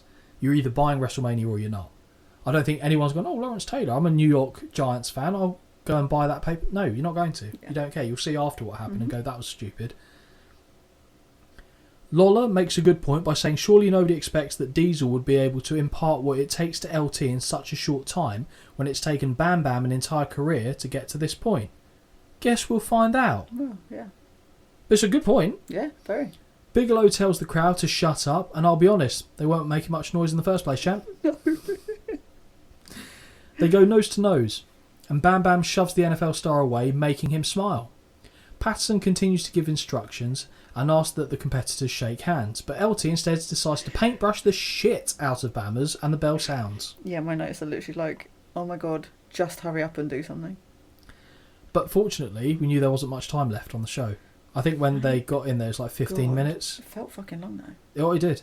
Thank you. Massive clothesline by LT before he tosses Bigelow across the ring and clotheslines him over the top to the floor. The crowd actually does get a bit loud for that. I'll give a bit of credit. It did. Bigelow takes a moment to recover, surrounded by Money Inc., before looking to return and catch LT unawares with a corner splash, but no water in the pool. Awkward running Bulldog connects and LT gets a 2 count. Big ugly right hands by LT, who tosses Bam Bam once more, and the big man rolls to the floor for a breather. Very impressive, LT leaps over the top rope and lands perfectly on the floor. This is all I like. This was it. I don't need to say anything else. That was very nice. Well done. Thank you. Bosh, we're done. Where he shows no fear in the face of Money Inc. as he walks right into the midst of them. Yeah. I don't think I've ever seen anyone do that better, to be honest. No, I like that. The All-Star team runs to join him and we see a bit of shoving. Bigelow goes back into the ring, and when LT follows, he's met with some stomps and clubbing rights. LT looks to fire back, but Bam Bam extinguishes that dream as he continues the beatdown. LT awkwardly continues to try and fight back, but Bigelow is dictating the pace and chokes him with his boot in the corner. This is shite! Just I threw that in there. I couldn't bear it anymore. You're not wrong. Look at me trying to be professional. That's just still put No. this is shite. Bam Bam looks like he has to use all his might to body slam LT, who unintentionally sandbags it, Yes. but he misses with the falling headbutt that follows. Leaping forearm from his knees drops Bigelow, but the second leap sees Bammers catch LT and march him into the buckles. That's impressive. He's a big man. I mean, it is impressive, but also, I don't care. Oh, that was very nice. Can you do that again? No. LT kicks Bam Bam to the gut twice, but when he looks to escape, finds himself put right back into the corner. Bigelow chokes LT over the second rope, but finds himself backed into the corner where he eye rakes the New York Giant. Snore. With LT on his back, Bigelow struggles but eventually applies the loosest Boston Crab you have ever seen Yes. before turning it into the worst single leg crab you have ever seen. This guy must have... I don't know if Taylor had really bad flexibility or what, but that was fucking shambolic. And if it looks that shit, maybe don't do it. Yeah, Maybe just don't do it. gets better. Now No, Bam it Bam doesn't. drags LT away from the ropes, and just like that, he lies on his back with a single leg crab variant, just holding his leg. Yeah. Okay. The crowd begins to stir for LT, who eventually makes his way to the ropes. Bigelow pulls him away from the ropes and goes back to a leg lock. Boring. But kind of like he's going for an Indian cross bow and arrow, but just does the leg bit of it. Fine. Or STF, a good version, the Regal Stretch version. Once more, LT manages to drag himself to the ropes. Big forearm by LT, but Bigelow slaps on a side headlock. Somehow LT has it in him to hit a back suplex, but it doesn't take long for Bam Bam to return to the ascendancy with a number of falling headbutts. I don't like those. The falling headbutts, you're not a fan? Boring. Okay. Now what we see here is why Bam Bam is one of the greatest big men ever. The Beast from the East goes to the top rope and connects brilliantly with a moonsault. Couldn't look safer, but looks impressive at the same time. He has the cover, but rolls off, having seemingly hurt his knee on landing. Because if you land that clean and pin him, you can't kick out, because No, that's going to look true. awful. So he rolls away, cradling his knee. Slowly he crawls back to the cover whilst nursing the knee, and eventually he does get the cover, but only a 2 count. Oh, good God. As Bam Bam ducks his head, LT hits a very unsafe looking powerbomb that Bigelow just about kicks out from. Lovely enziguri by Bam Bam, who connects with the temple of LT, and they said Lawrence, which is his name, so I could have said that. 2 falling headbutts by Bigelow, who now looks to go to the top rope, although is momentarily halted by the NFL Lumberjacks, who are just standing around the outside. He was a bit unsure, does go up there. Top rope diving headbutt, suit you any better? Maybe. I think I just got bored of anything, but at this point. It connects. And that leads to the 1-2. No. LT kicks out, and as Bigelow is in disbelief, he opens the window for the comeback. Right hands by LT, a little shuffle and 2 wicked clotheslines. He does hit a dangerous looking clothesline, I'll be honest. Mm-hmm. From the middle rope, LT takes flight with a wicked forearm lariat, and he makes the cover for the 1, the 2, the 3. Yeah. LT, WrestleMania main eventer.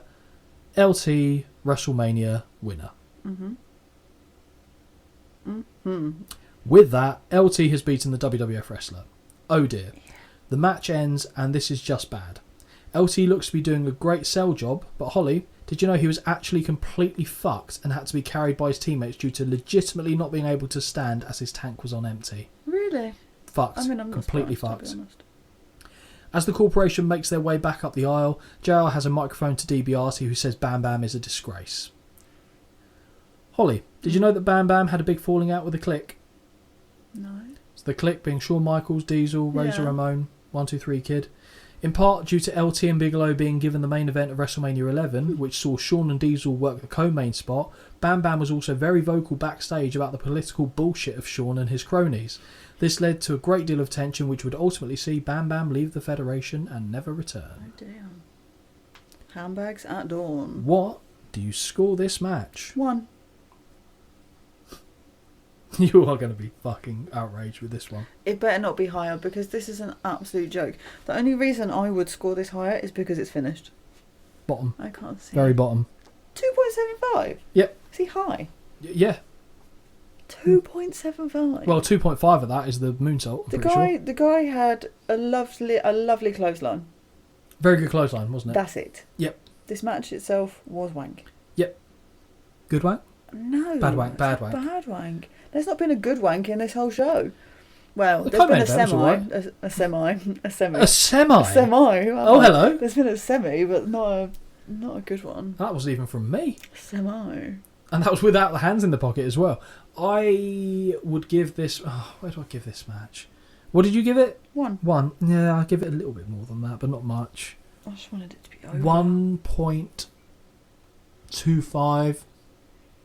Mm-hmm. Yeah, 1.25. Moonsault, fantastic. Clotheslines look good. Lawrence Taylor, I know it's a different kind of athleticism that you need for Yes. wrestling, but I still, from what he saw, yes, okay. He looked fit, like as in strong, I- athletic. Yeah, I thought it would give me I more. think I don't know if he was still active with it. I think he Okay. retired the previous year, but still, he wasn't long gone from NFL. And I know it's a different kind of... Mm-hmm. But I'm thinking, what did he do in that match apart from clotheslines? Powerbomb, fair enough, that's tough with that guy. And the back suplex, which I feel like Bam Bam jumps more for. The powerbomb's a real strong thing. Hip toss, it depends how much energy you're putting in. I don't know. I felt like he shouldn't have been as fucked as he was. Yeah. That could be the cocaine. Maybe. Cocaine Yeah, blowout, maybe. just rattling through 6 hookers a day, apparently I heard at one point. Oh, okay. One of the Busy- articles. Busy man. I'll be puffing dust. 6. Wow. Mad. He must have. He must be riddled. Absolutely riddled. But would you score? Because I mean, I'll be honest. The rest of the show. So I think I could be wrong, but Salt and Pepper were there because we don't see them do anything. No. I assume, But they were doing surely what they a do man, what a something. man, what a man, what a man. I think that's what they did for LT. Okay. I think that's what was actually playing, and we But just obviously hear we're not allowed to hear that. exactly. And then they go after the match, so it kind of ends in the ring, doesn't it? Yes. They literally carry him on their shoulders Yeah. up the aisle because he can't walk. Okay. And they put him on the stage with Salt and Pepper, and he pretends to do a bit of a dance whilst absolutely fucked. That's it. That's all we miss on that part, as Okay. far as I'm aware. How did you feel about... So I'd warned you. I told you it wasn't a good one. Yeah, fun. How did you rate WrestleMania 11 overall as a show? I really struggled with this one. Yeah, you did. Not one part of me gelled with anything. Even There the was title one. match. There was one match which I was a bit like, oh, okay. Smoking guns. Yeah, but It's not enough. it's not enough. It's not enough. It is not enough. If you give me so much dross, but then sprinkle in a little bit of something, it's not enough. It is not enough. If you take Yokozuna out of that tag match and put someone else in, I actually would have probably fully enjoyed that. Someone who I'm trying to could think who you actually could move, put in. like someone capable of moving. Yeah, that's the thing. They didn't have And I anyone. guess exactly that's the point. But yeah, I don't know, it didn't give for me at all. 3 out of 10. Yeah, I'm not much higher. 4 at best. Such a contrast. 4 at best. Such a contrast. Because you gave it 8, didn't you? Yeah. Which was the highest show Yeah, rating you've I ever know. given, I think. I know. Oh, well, I don't know about Armageddon. I feel like that might have been close. Yeah, It'd be probably. interesting to look back and have a look at that. But For sure. we knew it was bad. I still don't think it's as bad as 9. 9 was levels worse, I think. Although that had a different aesthetic to it, so it kind of took away and distracted a little bit. And Heenan on a camel backwards. Yeah, Randy exactly. Savage on That's all you commentary. need. That's all I need. Exactly, that had a little bit more in that respect. Exactly. But it wasn't a good show. Nope. And this was, like I said, this was a period in time where the WWF thought, do you know what? We might really struggle here going forward. WCW was on the upswing, so this is 95. We go from WrestleMania, so Luger's opening the show here. We see what happens come, was it September time? October time? Nitro. He's on Nitro this same year. Nitro and WCW were building momentum. Hulk Hogan was there. Oh yeah, of course. Savage was there. So all the people that were populating the WWF cards were now on the other channel, giving it a bit of credence, giving it a bit of credit. They were building ahead of momentum, and WWF numbers were plummeting. I think it's statistically correct that Diesel is the worst financial for the company WWF champion ever. Okay. Ever. In terms of the business that's generated off him. Not saying that's his fault. No. It was very much a case of circumstance of time, how they tried to change his character. I thought Diesel was decent back then. I've seen him have a good match. There's a good one with Bret Hart. Oh, okay. Good. Could have been better. Still a good one. This match itself wasn't bad. Yeah. Best match of the night by far. Imagine how it could have been if Shawn hadn't tried to fuck it. Exactly. Would it have been better? I don't know. Maybe it forced Diesel to do stuff he wouldn't normally do and actually improved it. Who knows? Yeah, we'll never know. Exactly. Of course you won't. Even though everyone's alive, I'm sure they'd bullshit their way through an answer. Sure. I am pleased that we won't be getting as dire of a WrestleMania, I don't think, for some time. Okay, good. I think... the next one's going to be a slog for me, though, isn't it? The main event will be. Yeah, It's well done, okay, but it's going to be tough. It will be tough for you. But given who's involved, give it a chance. Okay. But I still don't think you'll go, yeah, that was great. You will I know what... I'll predict now what you'll say. You're like, yeah, those parts that were really good, it was really interesting, cut it down to 20 minutes, is what you'll say. Okay. That's what you'll say. Okay. But we'll see. Yeah, we will see. In 2 weeks. We will see in 2 weeks' time. And we've already decided on the next show. Yes, so before we go to the usual have. social bits. So again, we are going for a short show, but it's going with a theme for what we've done recently. So we have covered the very first episode of Monday Night Raw. We've covered the first ever episode of WCW Nitro. We are going to cover the very first episode of ECW on TNN. So that'll be interesting. We'll put hopefully Jamie will put a reminder out. She's been dropping the bollock on that one a little bit as of late, but that's fine. He's doing his best, bless him. And he's got a lot of other stuff to do, to be fair, and he's doing it for free. So, I shouldn't grumble. But, Holly. Yes? How can the lovely listeners out there contact us, should they wish to do so?